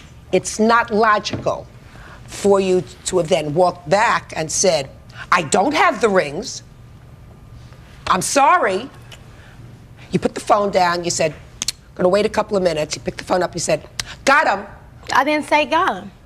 What did you say? I told her I was not going in her room because I wasn't going to be responsible. No, you didn't. That's what I said. Oh, you did. Please, I didn't give me a leave out break. that living room. Give. Your Honor, You got that my is rings. the truth. I didn't leave out the living room. Oh, I believe it. I stayed right next door to her. Listen to me. Listen to me. Okay. Either way, okay, you're responsible.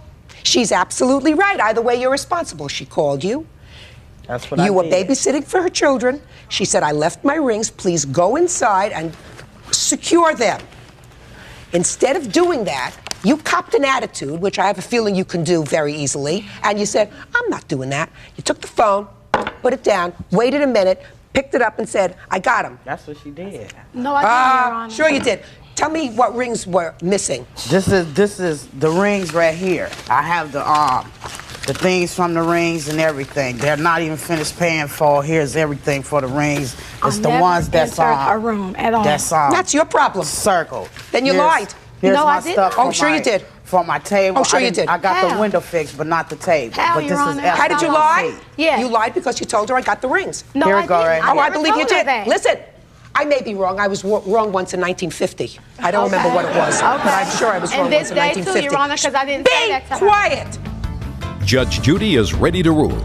And later today, You are so full of baloney. Am I? You are so full of baloney. But you're a very quick thinker. real cases, real people. Judge Judy. This case is going to turn out to be a wash, you know. Because I believe that you should have paid for the car, for the damage to the car. I believe that's true. And I believe Miss Attitude over here decided that she was tired of asking you to pay for the car and made things sort of even. Your lawsuit is dismissed. Your countersuit is dismissed because they're just for about the same amount of money. The loss of the rings, the damage to her car, it's a wash. With me. That's all. Thank you. Parties are excused. You may step out. Out the back door to your right, please. And now the next case. Parties on Penda versus Crane. Step forward, please. 55-year-old engineering assistant Dee Pender says she bought a computer for 43-year-old Robert Crane while the two were dating. Robert claims he knows nothing about it. While you and the defendant were dating, you claimed that you bought a computer for him, he agreed to pay you for the computer, stopped dating, and he hasn't paid you for the computer. Right. That's simple? Right. He says he doesn't know what you're talking about. You never bought him a computer. He doesn't know about a computer. Is that right? Correct. Interesting. So, how long were you dating before you bought him this computer, and tell me why you did in the first place? Probably about 4 months I was dating him, and he was over that night, and we had talked about that I might get a computer. And I was on the phone, and he came in, and he says, "Oh, you're ordering a computer?" And I said, "Yeah." He says, "Do you think I could get one too?" And I said, "Well, I'll ask." So I asked, and she said, "You can buy as many as you want." Well, where were you ordering these from? Through my company that I work for. Were you getting a good deal on them? Yes. Is that the idea? Yes, uh-huh. Go ahead. They offered them to the employees only. And she said, yes, I could get as many as I wanted. I said, okay. He says, well, put it on your charge for me, and I'll pay you back next month. Fact is, he says, I'll pay the whole bill off. And I went, shh, wait till I'm done. So I finished ordering 2 computers and got off the phone. He says, yeah, he says, I'll pay the whole bill off. Everything on your bill I'll pay off. Yours and mine and anything else that's on there. He said, I make plenty of money. He said, no problem. And I said, no, you pay what you owe me, I pay my own bills. How much was the computer that you bought for him? In the end, by the time we got everything on there was $1,943.55. That's what it finally came to. Okay. So he comes over and he says, I make $15,000 a month. Here's my check stub, I'll show you. And I looked and I went, whoa. And he says, yeah, I make plenty of money. Don't worry, I'll pay the whole thing. I said, no, just pay your bill. That's all I want. And so the bill came in, and he says, well, the next month, he says, I'm a little short of cash. Can I just make the payment this time? He said, actually, I'll pay it when my tax check comes in. He said, that'll be in the next week. And I said, okay. I said, you know, pay $100 on this. Okay. So did he give you $100? Yes. Yes, he paid me $100. Well, let me ask you this question. Have the computers been delivered? Oh, yeah. Oh, yeah. They were delivered the next month. Did you talk to him about his computer? Oh, yeah. He said, yeah, he liked it. He thought it was great. What kind was it? A Micron. Micron, I believe. Here it is right here. Okay. And which credit card did you put it on? My Citibank Visa. Okay. There's a little note here that he left tagged on my car after he moved out in the middle of the night. In his handwriting saying, I will pay you. He put this on my car. I put the date up there of the day he left it on my car. Let me have it, please.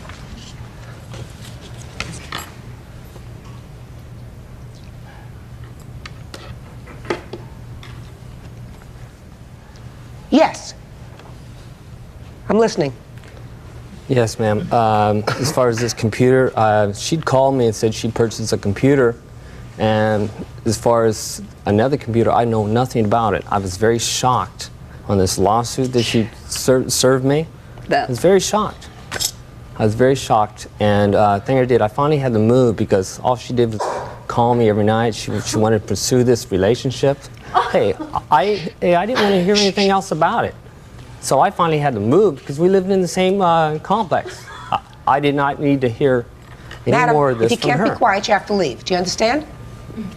So the only thing I can see is she's very distressed that she couldn't pursue this relationship. So you think she bought these 2 computers that are clearly on her bill for somebody else, or maybe she just wanted 2 computers for herself? Possibly.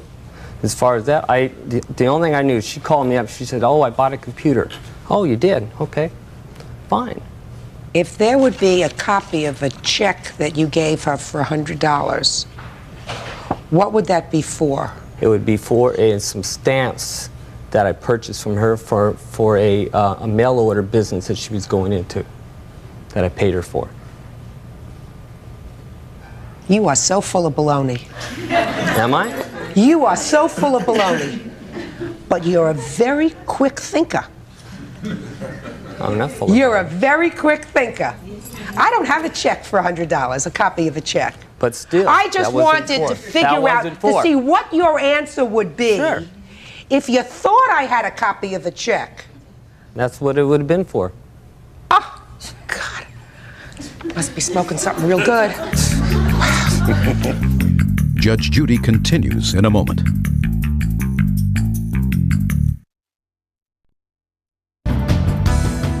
$1,943.55 is what your Visa bill shows. Does very fancy footwork. Ms. Pender, you're very lucky that whoever made the decision that this was not going to be a long-term relationship, whether it was you or whether it was him, whoever it was, you're very lucky. Yes. Earth to Mr. Crane. You can't pull the wool over everybody's eyes all the time, sir. I'm sorry. What were the interest charges since this purchase was made? His interest charges, we're going to give him credit for the $100, even though he now says it's for stamps. And also lost wages because same time he moved, his company moved, and it took me 2 days to find out where they were. You're going to, listen, you're going to chalk that up to experience. Okay. All I want to know is the interest. It's $320. She had a business card all along. 2163, right? She got there. That's what I got there. Judgment for the plaintiff in the amount of $2,163. Parties are excused. You may step out. Judge Judy will continue in a moment. And on the next Judge Judy. I'm the daughter, and I know the whole story. And I'll tell you, when you're born to lie and you do it well, you can get through life, and he is proof of that. No. Yeah, they're just ganging up on me. That's why I'm by myself. So, hey.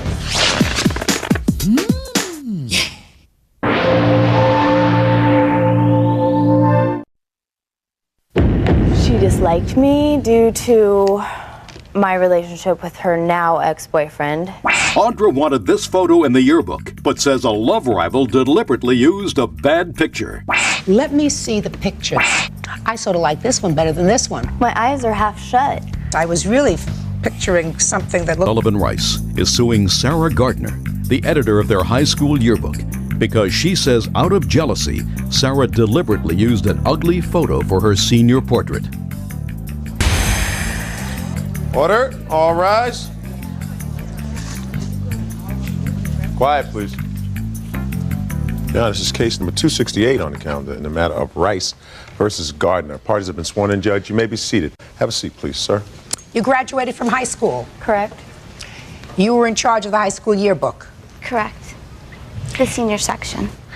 Where they put all the pictures of the seniors, and underneath it, most likely to succeed, most likely to have 10 children before 30th birthday, those little things, right?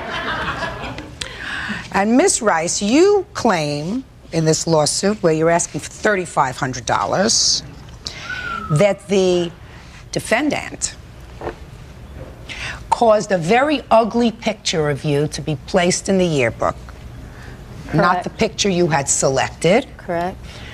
And that's because the two of you had some sort of a history together. Correct. So tell me about it.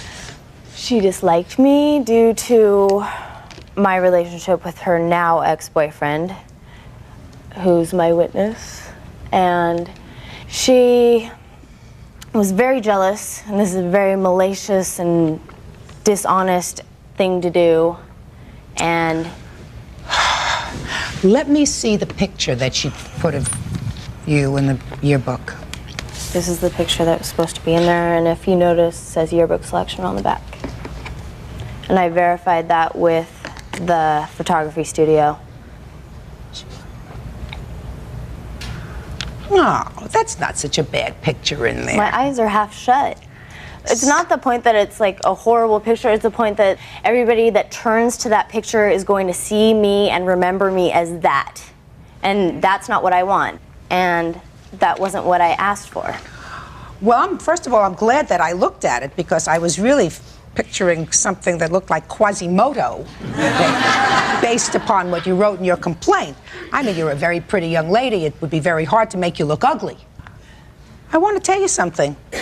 Truth of the matter is, I sort of like this one better than this one, but that's just my own personal taste. Let's find out what the defense is for putting the picture that she had not selected in the yearbook. Miss Gardner. Okay. There's about 300 senior pictures that were in my charge. What was supposed to happen is that seniors were supposed to specify which picture they wanted in the yearbook. Show her the back of that picture. Either they were to call their photo company. No. Right. She did that. She did everything she was supposed to do. Miss Gardner,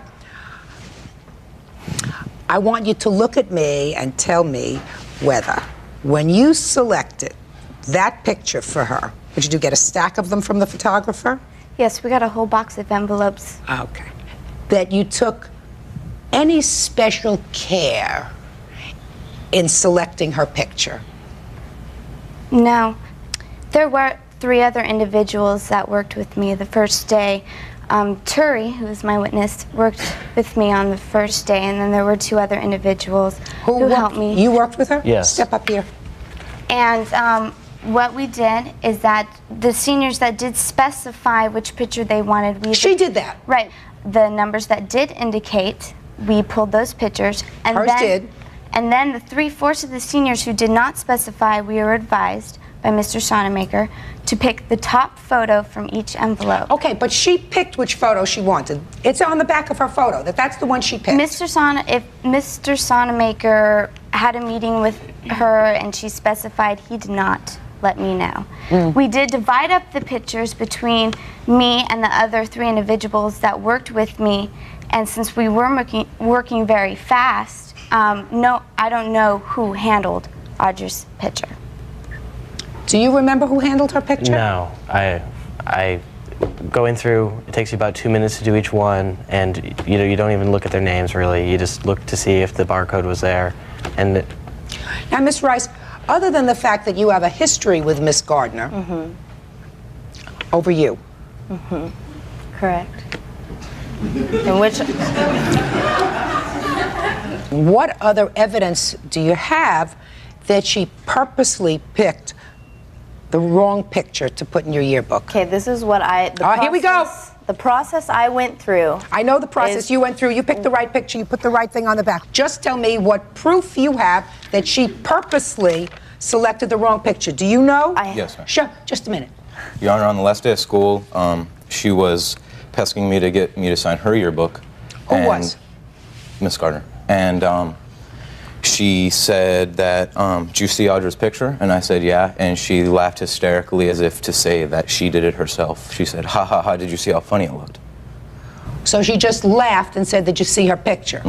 Don't tell me as if yours in your mind. What she said was, "Did you see Audra's picture?" And she laughed. Yes, Your Honor. Did you do that?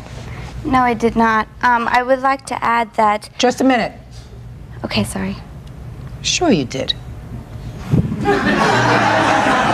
Sure you did. That's exactly what you said to him. Don't give me a lot of baloney. Can I please add something? Add it. Okay, I did not say that to him. I do feel that... What did you say to him? I'm not interested in what you feel. What did you say to him? Actually, from what I remember, there was a lot of goofing off. There was other people there. Jacob did run into a fellow who did want to fight him. What do you remember about the picture? What do I remember about the picture? About the conversation about the picture. There was no conversation about a picture. I feel that he's not a credible witness. I do have a restraining order against this gentleman. You do? Yes. Can I see right it? Here. I also have notes that she wrote displaying her disgust for Audra. This is going to be a quote directly from Sarah. I saw Audra at lunch, and if it weren't for my heavy bag and a cigarette, her ass would have been down. She continues to say about how upset she is, and then she says, I don't really mind. It's not you that I care about and don't want to hurt, it's them. Let me see the restraining order. Curious about this. He looks like butter would melt in his mouth, right?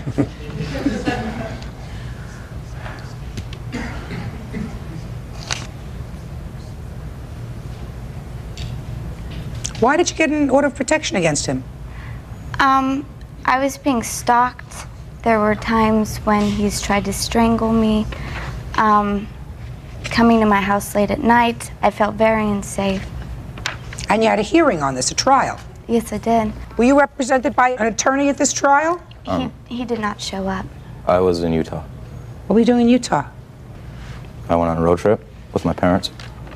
You mean you knew you had a court date and you didn't show up? That requires an answer, sir. Yes, Your Honor. That was pretty stupid. That was pretty stupid. How old are you? 18. Did you tell your parents you had a court date? Yeah, when we were in Utah.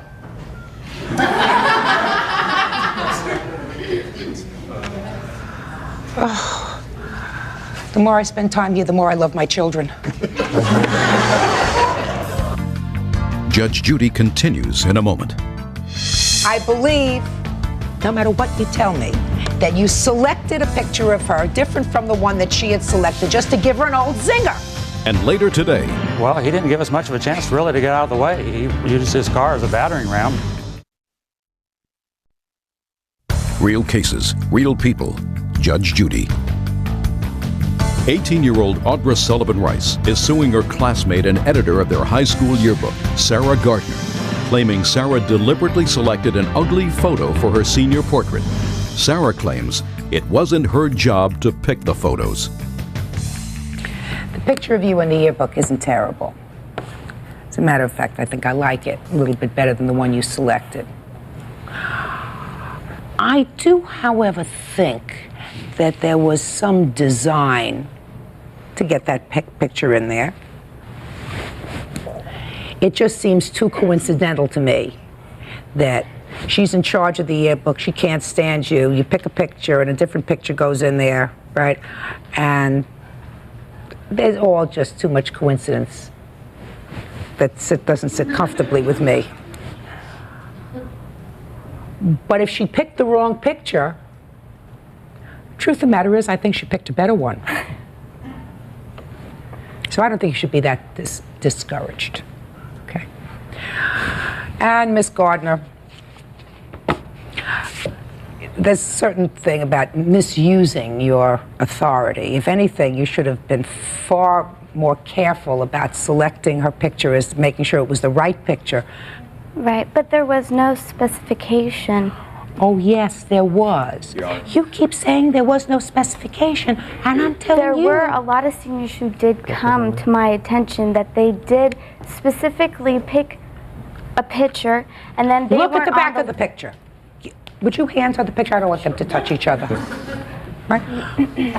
What does that say back there? Actually, I did not. I didn't ask you what you see. I asked you what it said back there. Yearbook selection. Okay. Bottom line is, I believe, no matter what you tell me, that you selected a picture of her different from the one that she had selected just to give her an old zinger.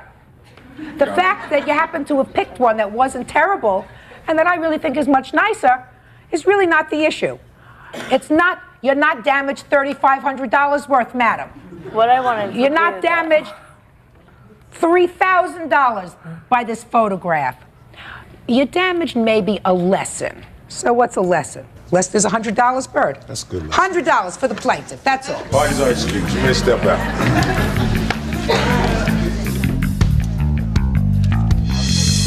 And now the next case. Parties on Gorman versus Siemens. Step forward, please. Mike Gorman says, while attempting to retrieve a package during a UPS strike, picketer Don Siemens pounded his sign on the hood of his car, causing severe damage.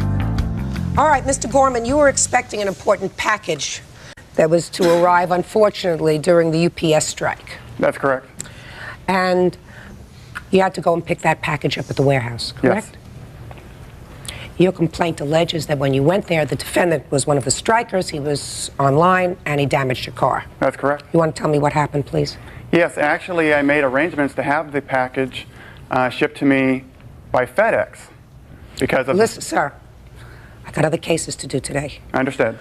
At some point, you had to go and pick up your package at the UPS warehouse. That's correct. You're in your car. I'm in my car. And you're driving there. Yes. And what do you see? The strikers were blocking the returning trucks, and I circled the block numerous times until the police finally arrived. I went in with the returning trucks, picked up my package, and when I left, I knew it was going to be trouble. And several of the strikers were marching very close and impeding my exit. And they started jumping on the front of my car and on the trunk. They were pounding on the windows, cursing at me, chanting slogans. I inched along, and the police finally came over and removed the people on my car. They were actually on your car? Oh, yes, ma'am. At least 8 of them. Okay. On the front and the back. And Mr. Siemens was the last to be removed. And when he exited, he took his sign and pounded it into my hood. And I immediately stopped the car, and the police separated us, and he went over and took our names and information. What was the cost of the damage to your car? Approximately $500. You have the bill? I do. All right, Mr. Siemens. I think he's living in a fantasy world. I can't believe this. Judge Judy continues in a moment. Are you interrupting me? Two people can't talk at the same time. And when my mouth is moving, you have to be quiet. Real cases, real people. Judge Judy. Mike Gorman is suing UPS worker Don Siemens for damaging his car with a picket sign during a strike. Don says he was only trying to get out of the way when Mike drove through the picket line, nearly running him over. You're on strike. Yes, ma'am. Yes, Your Honor. You're circling. We were walking the sidewalk there, yes, back and forth. So tell me what happened. Well, he didn't give us much of a chance really to get out of the way. He used his car as a battering ram and knocked us, some of us out of the way, myself onto the hood, and trying to get off of the hood the best I could. I guess my sign hit his car somehow. What were you doing in front of his car? Well, we were on the picket line. No, what were you, not we. Oh, I'm sorry. What were you doing? I'm sorry. Listen, you're walking around with a sign, Mr. Siemens. Back You and see forth. his car. You have several choices. You can either move to the side and make way for him to leave. He didn't give us enough time, Your Honor. No, he didn't, honest. There was about 20 of us out there, 15 to 20 of us. And he hit 5 or 6 of us. Jason was there to contest it. Can I say something, Your Honor? Sure. Okay, we were ordered by our union to go on strike. We're all in front of the building striking. The plaintiff comes, he did not even slow down. He almost hit 3 of us when he was coming in, did not slow down. I don't know where he's getting this, I inched in, inched out. He didn't do anything. Okay, so when he's coming out, we had more people come out to block him because this is ridiculous, the fact that he came in and almost ran us over. I mean, we're pedestrians. Just a second. All right. You just said a very important thing, sir. You said you had a lot more people out there to block him. That's what you just said. That's right. Well, we set up. Just a sec. Hey, that's exactly what he said, sir. He said there were people blocking him, cursing at him. Right? Mr. Cronky. We were telling him to stop. You were telling him to stop what? Because I was right in front of his car, and we were telling him to stop because he was running me over. His bumper was pushing right into my legs. Why didn't you just walk away, Mr. Kroenke? Because he was already running into me at the time, Your Honor. No, Mr. Kroenke. My recollection of the UPS strike is that there were managers driving the trucks, correct?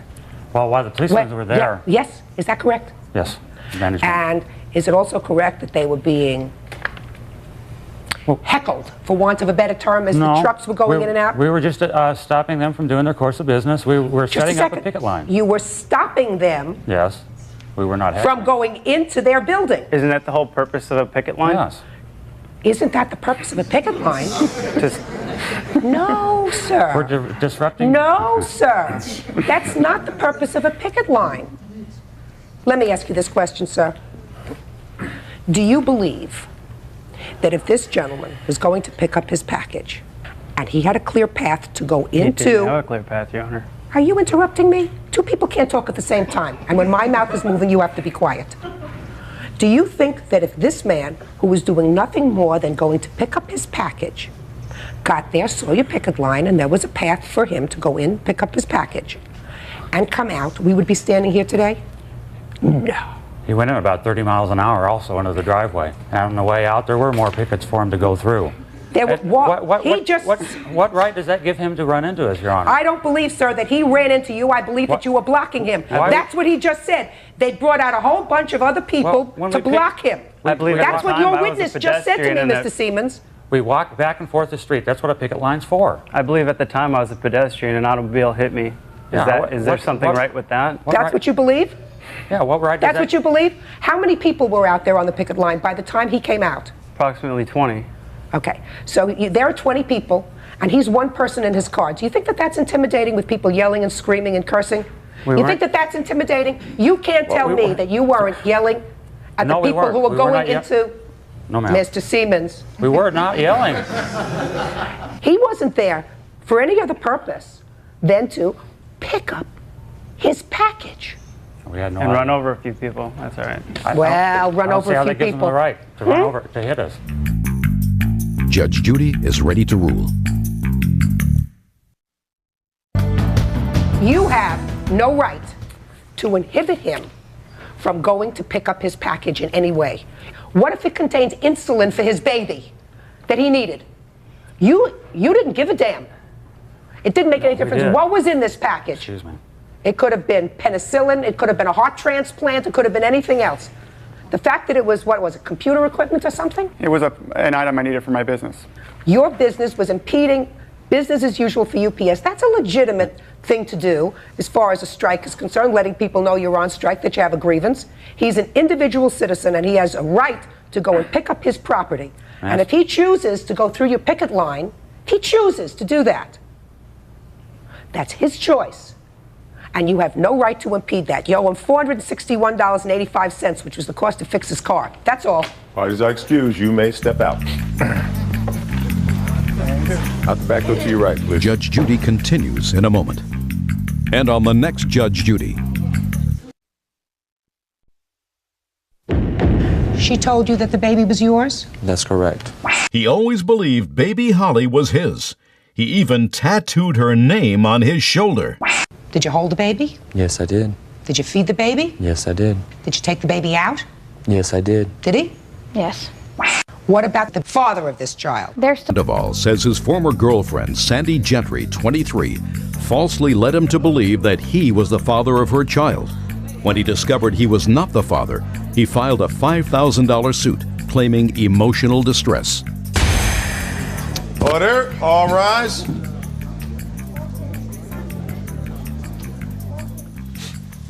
Yeah, this is case number 261 on the calendar in the matter of Sandoval versus Gentry.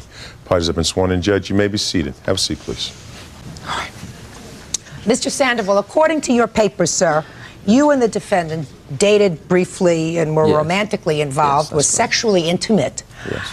And there came a time when you broke up. Yes. And during that time, you were pregnant, had a baby. Is that right? Yes. And you called him and told him that you would have the baby. Yes. Yeah. And invited him to come over to see the baby. Mm-hmm. Do you remember what you said to him? Yes, when we were at my house, I had told him that I had been with another person, but I was pretty sure that he had been the father because I had used a condom with the other guy that I was with.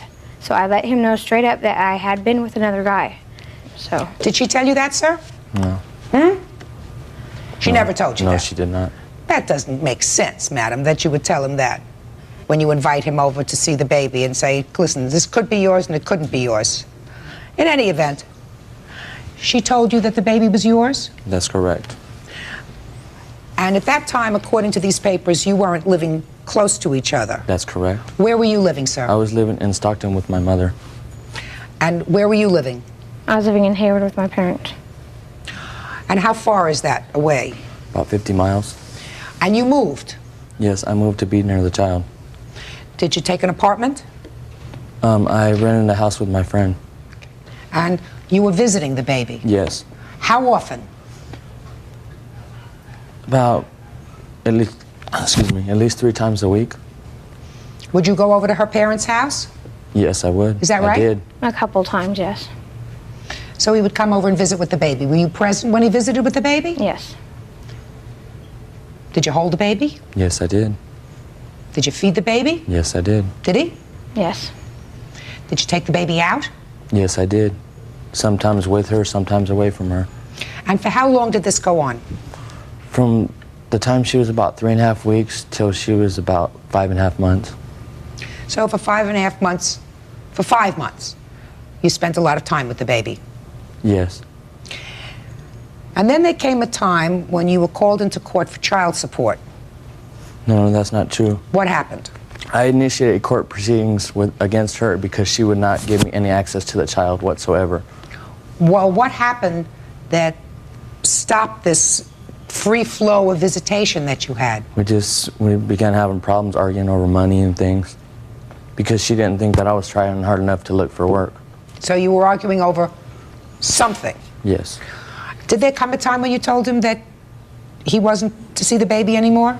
Yes, he was harassing me at work. He kept calling me. I told him not to call me in case of an emergency. He'd called me anyway, over and over again. What would he call you about? What are you doing? I'm at work. I'm working, you know? Yes. And as I said, you know, just please call me, you know, if there's an emergency, and he would call me just any time. Well, what did that have to do with the baby? He would go over the babysitter's house. You know, she asked him to call first. He wouldn't call first. He just started showing up over there. It's just, it's just a bunch of things that just came down to it. I don't. So you told him that he couldn't see the baby anymore. Is that right? Mm-hmm. So you went to court. Yes, I did. And when you went to court, you had a blood test. Yes, and it excluded me.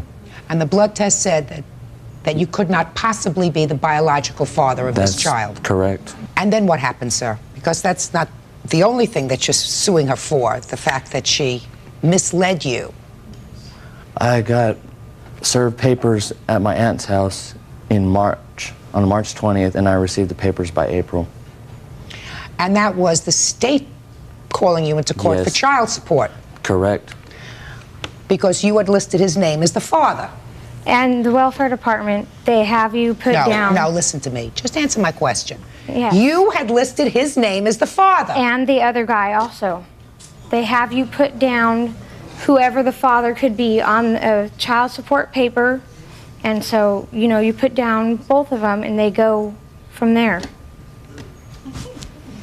So you were called into court again, sir? Yes. And I was told that they would start detaching my wages, taking my taxes.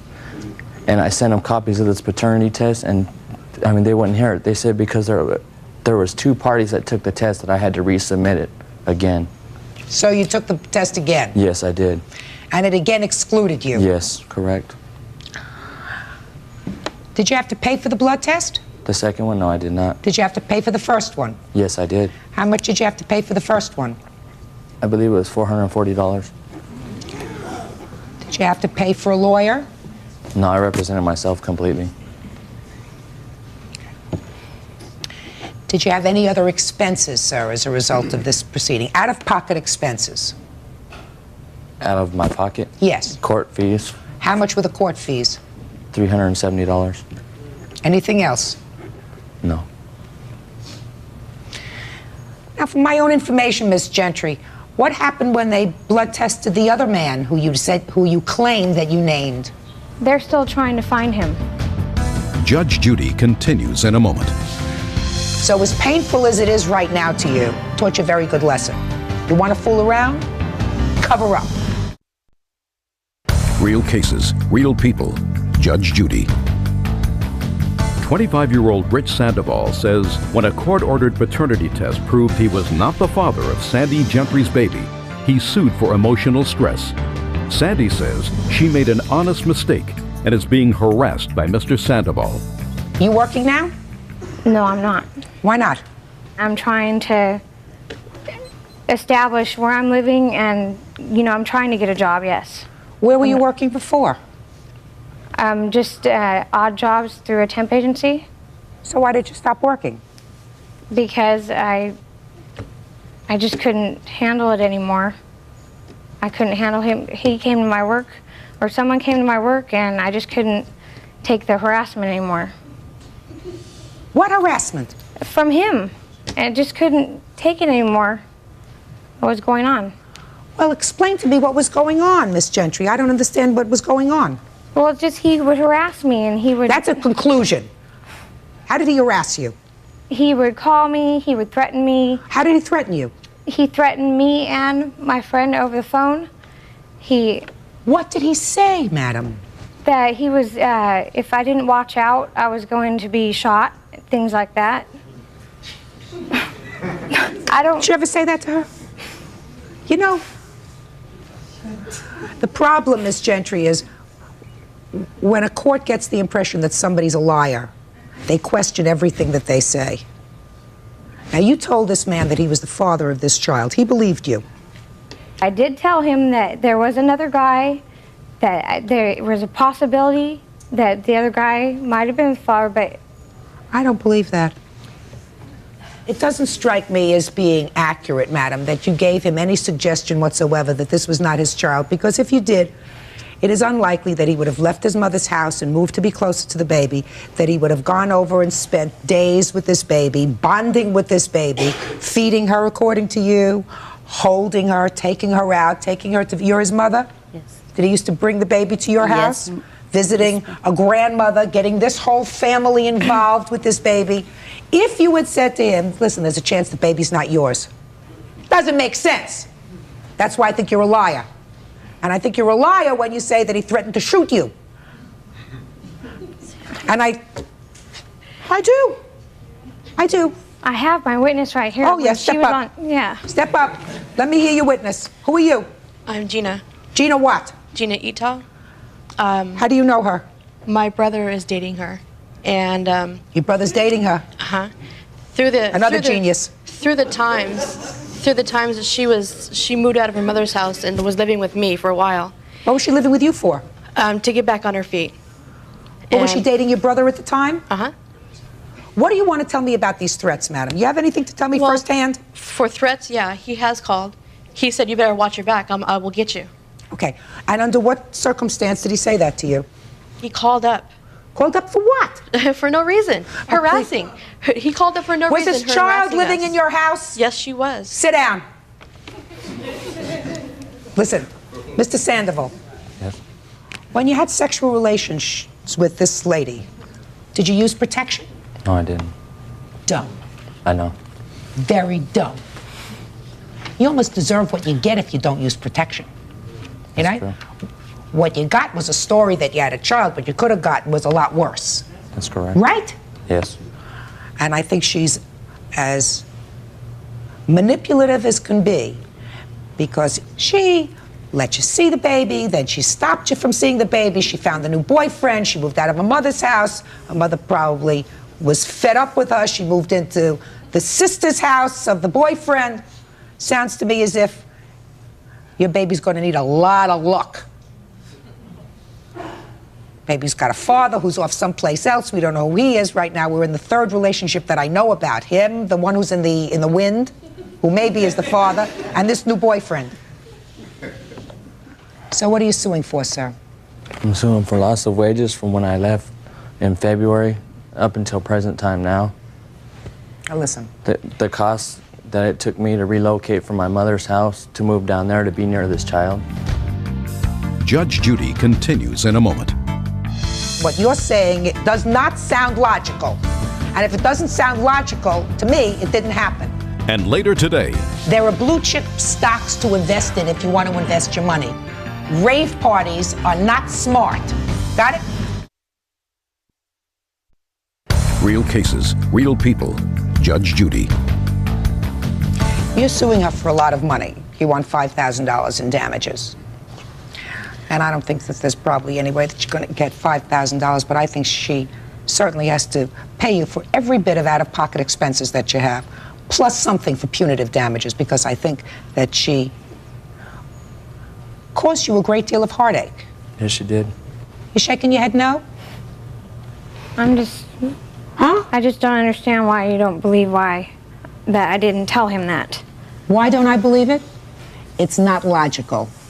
You used him for the first few months until you found somebody else. And then when you found somebody else, that's her brother, then you decided to cut him off. And when you decided to cut him off because you were too busy with another social event in your life, then he started to call and he wanted to see the baby, you were cutting him off, so he was forced at that point to go to the family court to establish his parental rights and establish visitation. That all sounds very, very logical, and what you're saying, it does not sound logical. And if it doesn't sound logical, to me, it didn't happen. The truth of the matter is, Mr. Sandoval, it was a good thing that she stopped you from seeing the baby, because you could have gone on for 5 years. That's correct.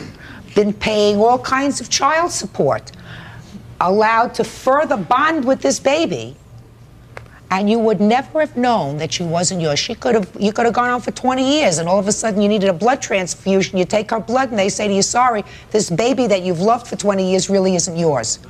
So as painful as it is right now to you, it was only 5 months worth of pain at your age, and taught you a very good lesson. You want to fool around? Cover up.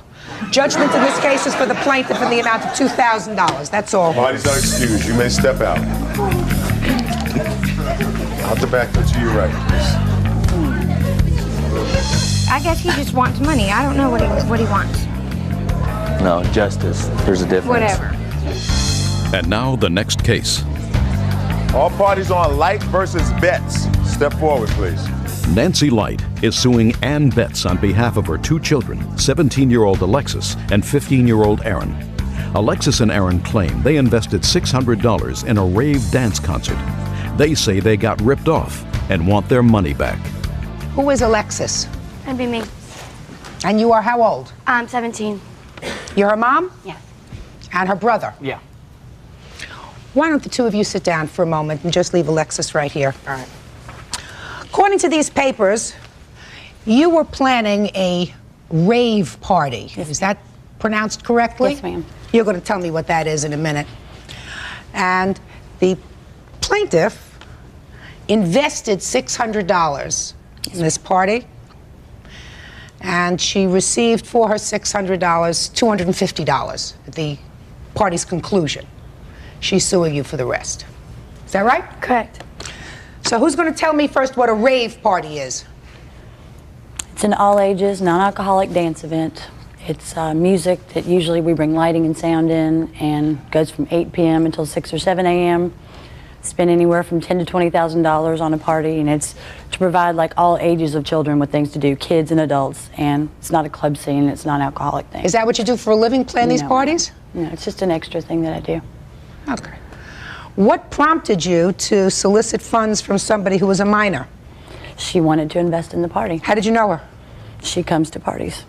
Is that what happened? We were friends. We were somewhat close friends going into this, and I guess March before the party, she asked my brother and I, actually my brother first, if he would like to invest, which was more like a loan, not really an investment. It was a loan that we would be getting paid back, because she knew that my mom was weary about letting us loan her this money because it's a large investment. And according to your answer, at least, your defense to this lawsuit is twofold, right? You say, one, the party didn't make enough money, and second, because she's a minor, you couldn't enter into a valid contract with her? We didn't have anything in writing. It was an investment, and when you make money, you make. When you lose, you lose. It's I a have gamble. a written statement here from Ann that was given to me the night after the party. I don't know, do you want to see this or do you want me to read it to you, what it says? Is that something you wrote to her? Yeah. Yes, ma'am. Well, read me the pertinent part. It will only take a few weeks of busting overtime and work and living clean, and you'll have my word. You'll have my word that I will have your money back ASAP. I am only sorry things didn't work out any easier. I will pay every penny back plus some interest. Thank you so much for your help and participation. Sincerely, Ann.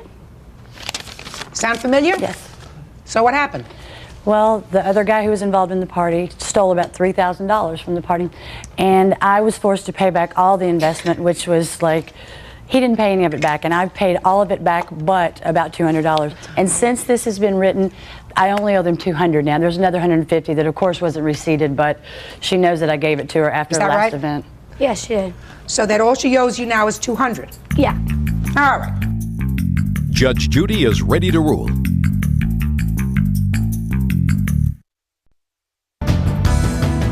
Miss Betts, I wanted to find out what this rave party was, and I wanted to find out what your story was. Bottom line is, your second premise to defend in defense of this lawsuit is wholly 100% incorrect under the law. When you enter into a contract with a minor, you do so at your own peril. You knew she was a minor, that she is incapable of entering into a valid contract, whether it be an investment or a loan. Therefore, anyone who enters into a contract with a minor, there is no contract. That money has to be paid back to her, because dealing with her, even though she's pretty smart, pretty savvy, and she sounds like she doesn't take any baloney from anybody, it's no different dealing with her than it would be dealing with someone who was 8 years old in the eyes of the law. So you couldn't go over to somebody, an 8-year-old who was running a lemonade stand on the corner and say, would you like to invest $25 in my rave party? You can't do that. So you owe her the $200. Be smart. You have to learn something before you involve yourself in business. Well, yeah. I trusted her, though, and that's It's not a question of trust. It's a question of knowing what you know. At your age, you don't know a lot. Right? Right. You don't know a lot. You don't know a lot about business. You don't know a lot about people. Your mother probably does. But you don't. She does. She knows a lot. That's why the law protects children from sometimes unscrupulous people who prey on young children to take their money out of their savings account, to take their money out of their piggy bank, to take their money out of their college fund, and invest in all kinds of harebrained schemes. There are blue chip stocks to invest in if you want to invest your money. Rave parties are not smart. Got it? Judgment in this case is for the plaintiff in the amount of $200. Thank you. Parties are excused. You may step out. Judge Judy will continue in a moment. And on the next Judge Judy. There's some drama and some scandal and some fighting going on, but now hopefully after this we can all kind of make amends and go about our lives. They're not going to give her any more money.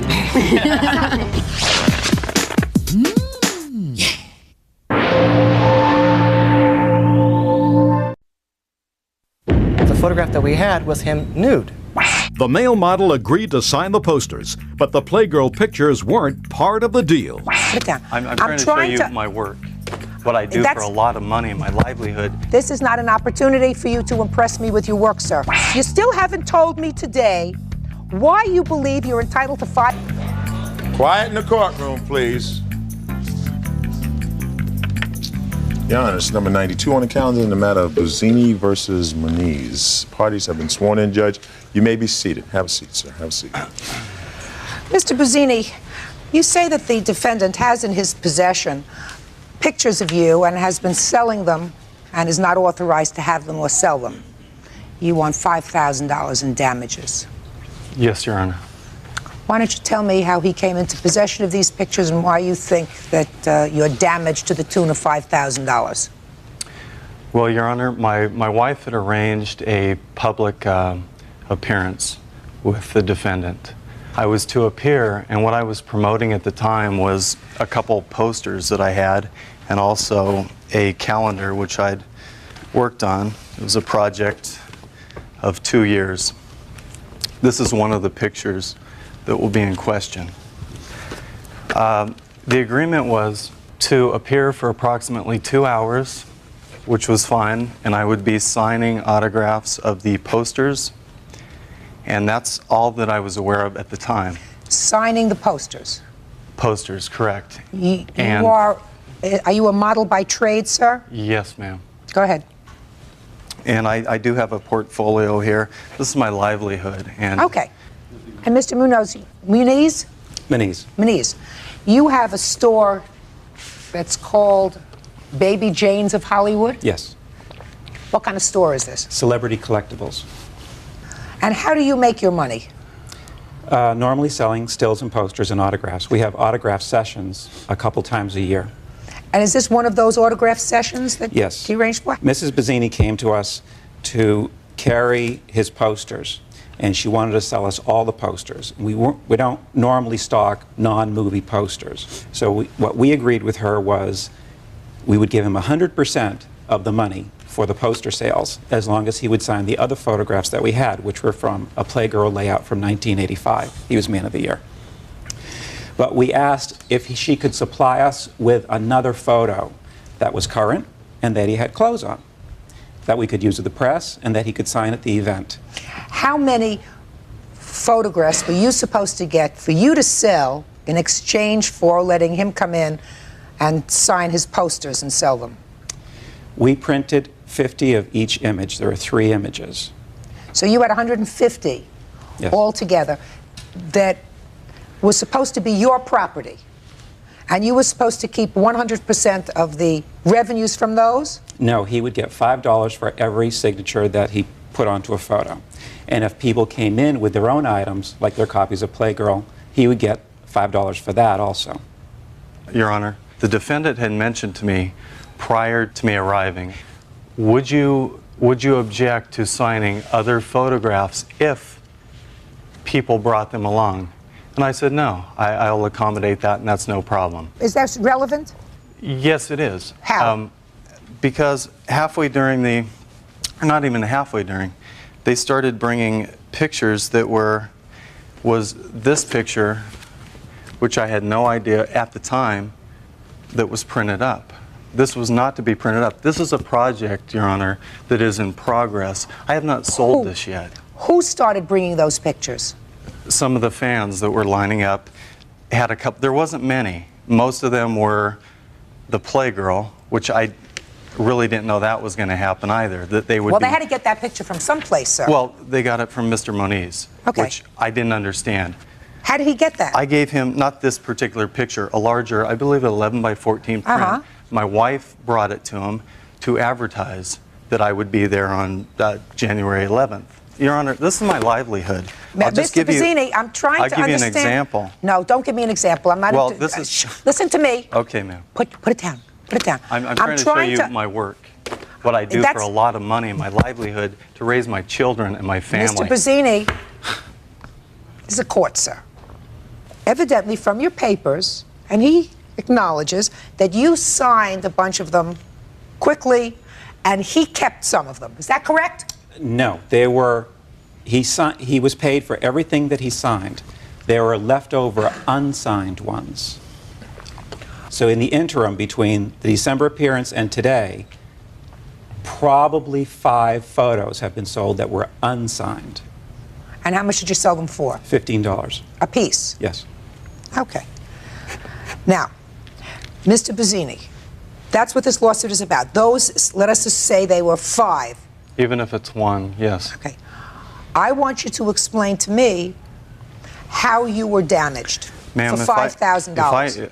Your Honor, if I can physically show you the type of work that I've done that has brought me this commercial reel that I have is Mr. $1 million. Bazzini, this is not an opportunity for you to impress me with your work, sir. No. Well, I want you to explain to me how you're damaged. You sat at a desk, sir, and signed for $5 a piece the same pictures that he sold unsigned for $15 a piece. So it's not as if you didn't give away those pictures or sell those pictures when you were sitting there. So I don't understand where you come to $5,000, sir.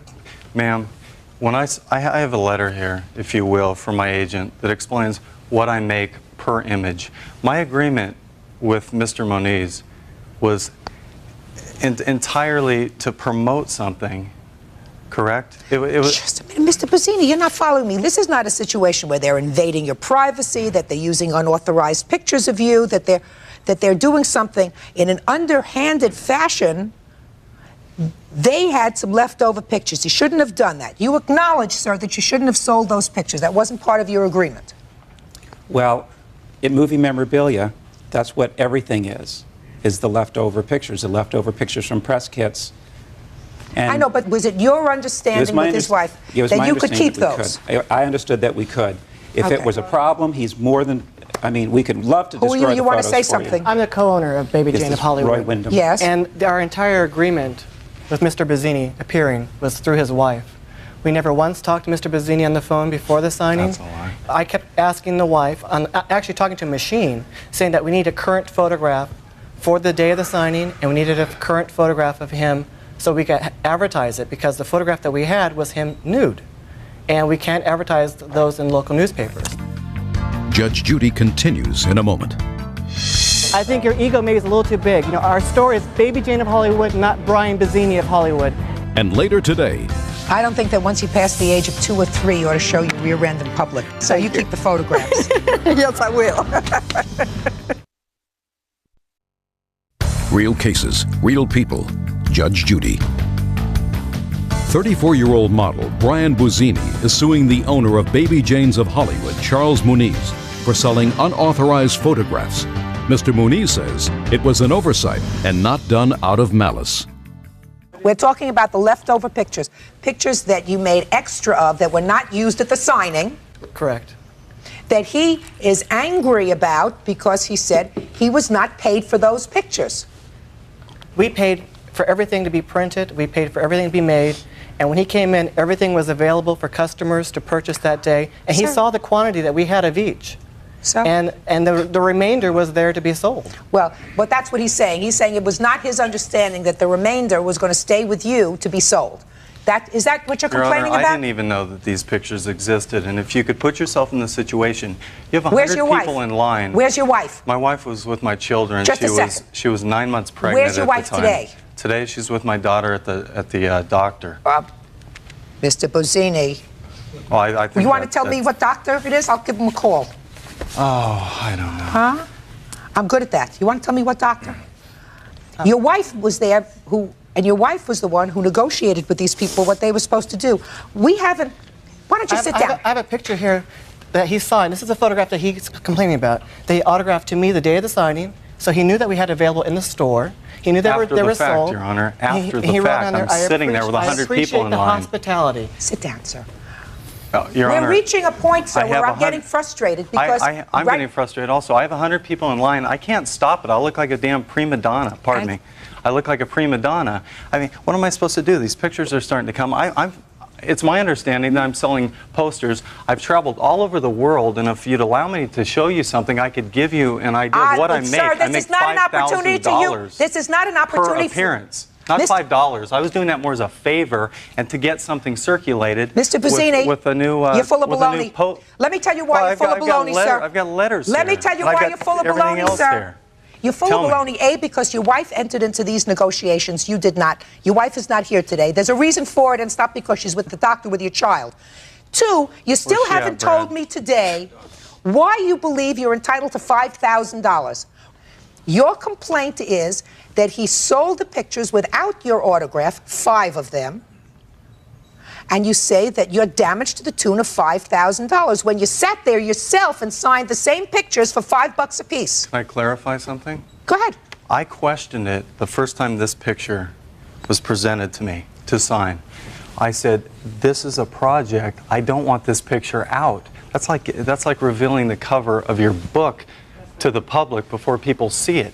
I questioned it. They said it's for a few of your wonderful fans or your best fans. Somebody said that, and I said, how do you define who's the best fan here? And I said, okay, fine. I mean, I'm sitting there in front of a bunch of people, ma'am. I don't want to make a ruckus. Just a second. So you said, okay, fine, and you signed them. The alternative was to walk out. Does that That's your make alternative. me look? That doesn't make me look too That's your great in front of people alternative, that sir. sat in line for Listen me, to Your me, Honor. sir. I mean, That's your option. If they presented you with pictures and you didn't want to sign them, you could have said, I'm not signing those, I'm just signing my posters, or I'll sign the photographs that people come with. Well, that's good publicity. Fine.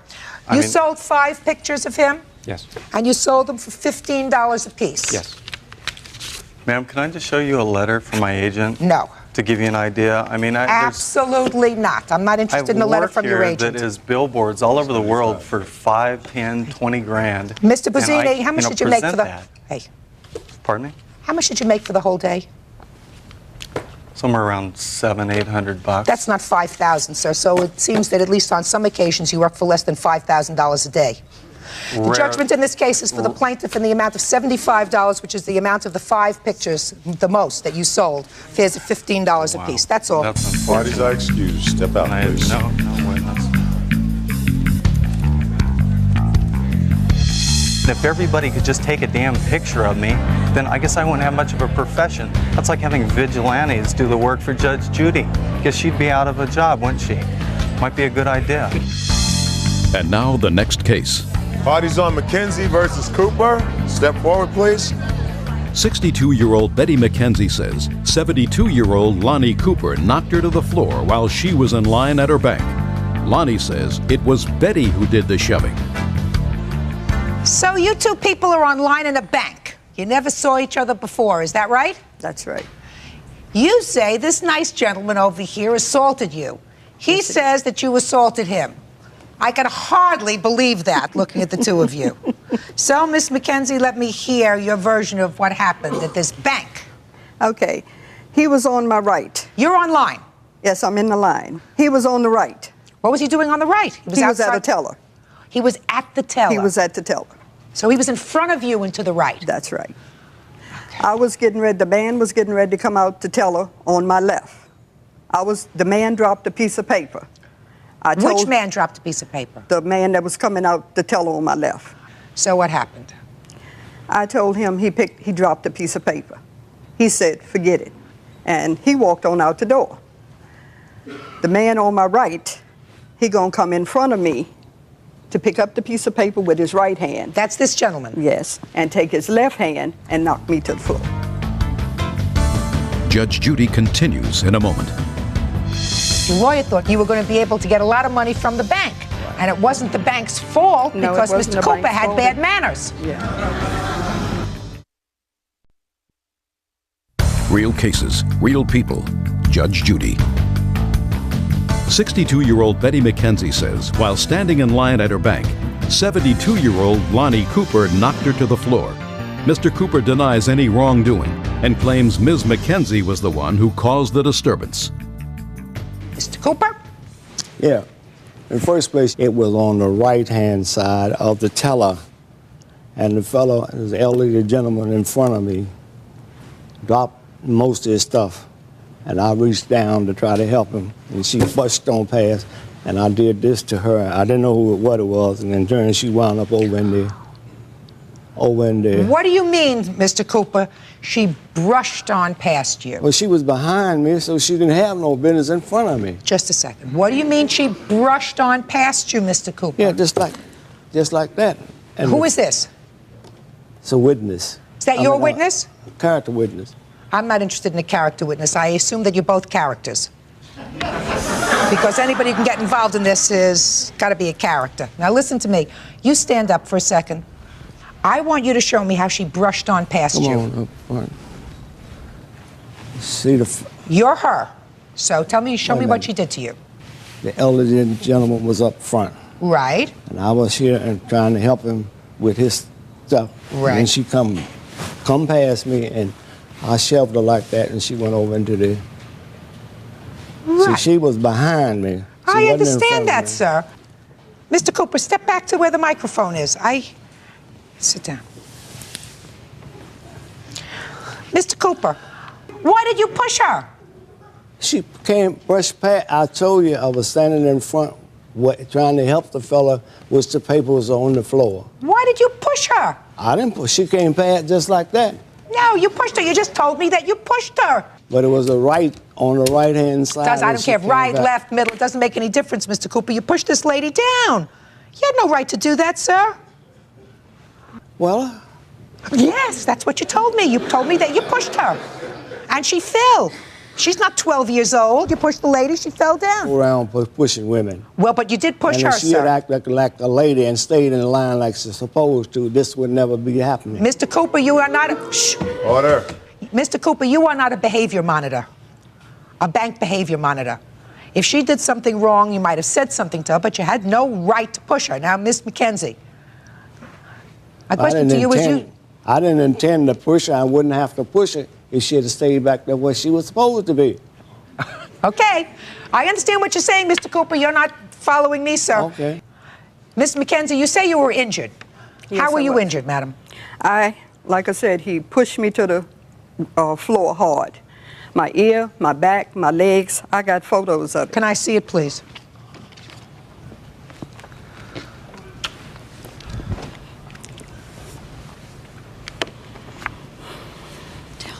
Ooh, that's a nasty. That's just between you and me, okay? Do you have doctor's reports? Yes, I do. May I see them, please? I don't think that once you pass the age of 2 or 3, you ought to show your rear end in public. I mean, that's a... So you keep the photographs. Yes, I will. How would she get past me if I'm in front of her? Mr. Cooper, stop being a nudnik. Judge Judy is ready to rule. You had medical bills of $2,645? That's one of them. When did this incident occur? What date? The 4th of March. This wouldn't have happened if she had been a lady and stayed back there where she was supposed to be, but she wanted to be bullheaded. Mr. Cooper, she has a lot of medical bills here, and you did the wrong thing. You have medical bills that are about $3,000, $4,000. Were any of them reimbursed by your insurance? No. Why not? I had got a lawyer at first, but he had thought it was the bank. And then when he found out it wasn't the bank, then I Then had he to take dropped it on my... Yes. Don't you have...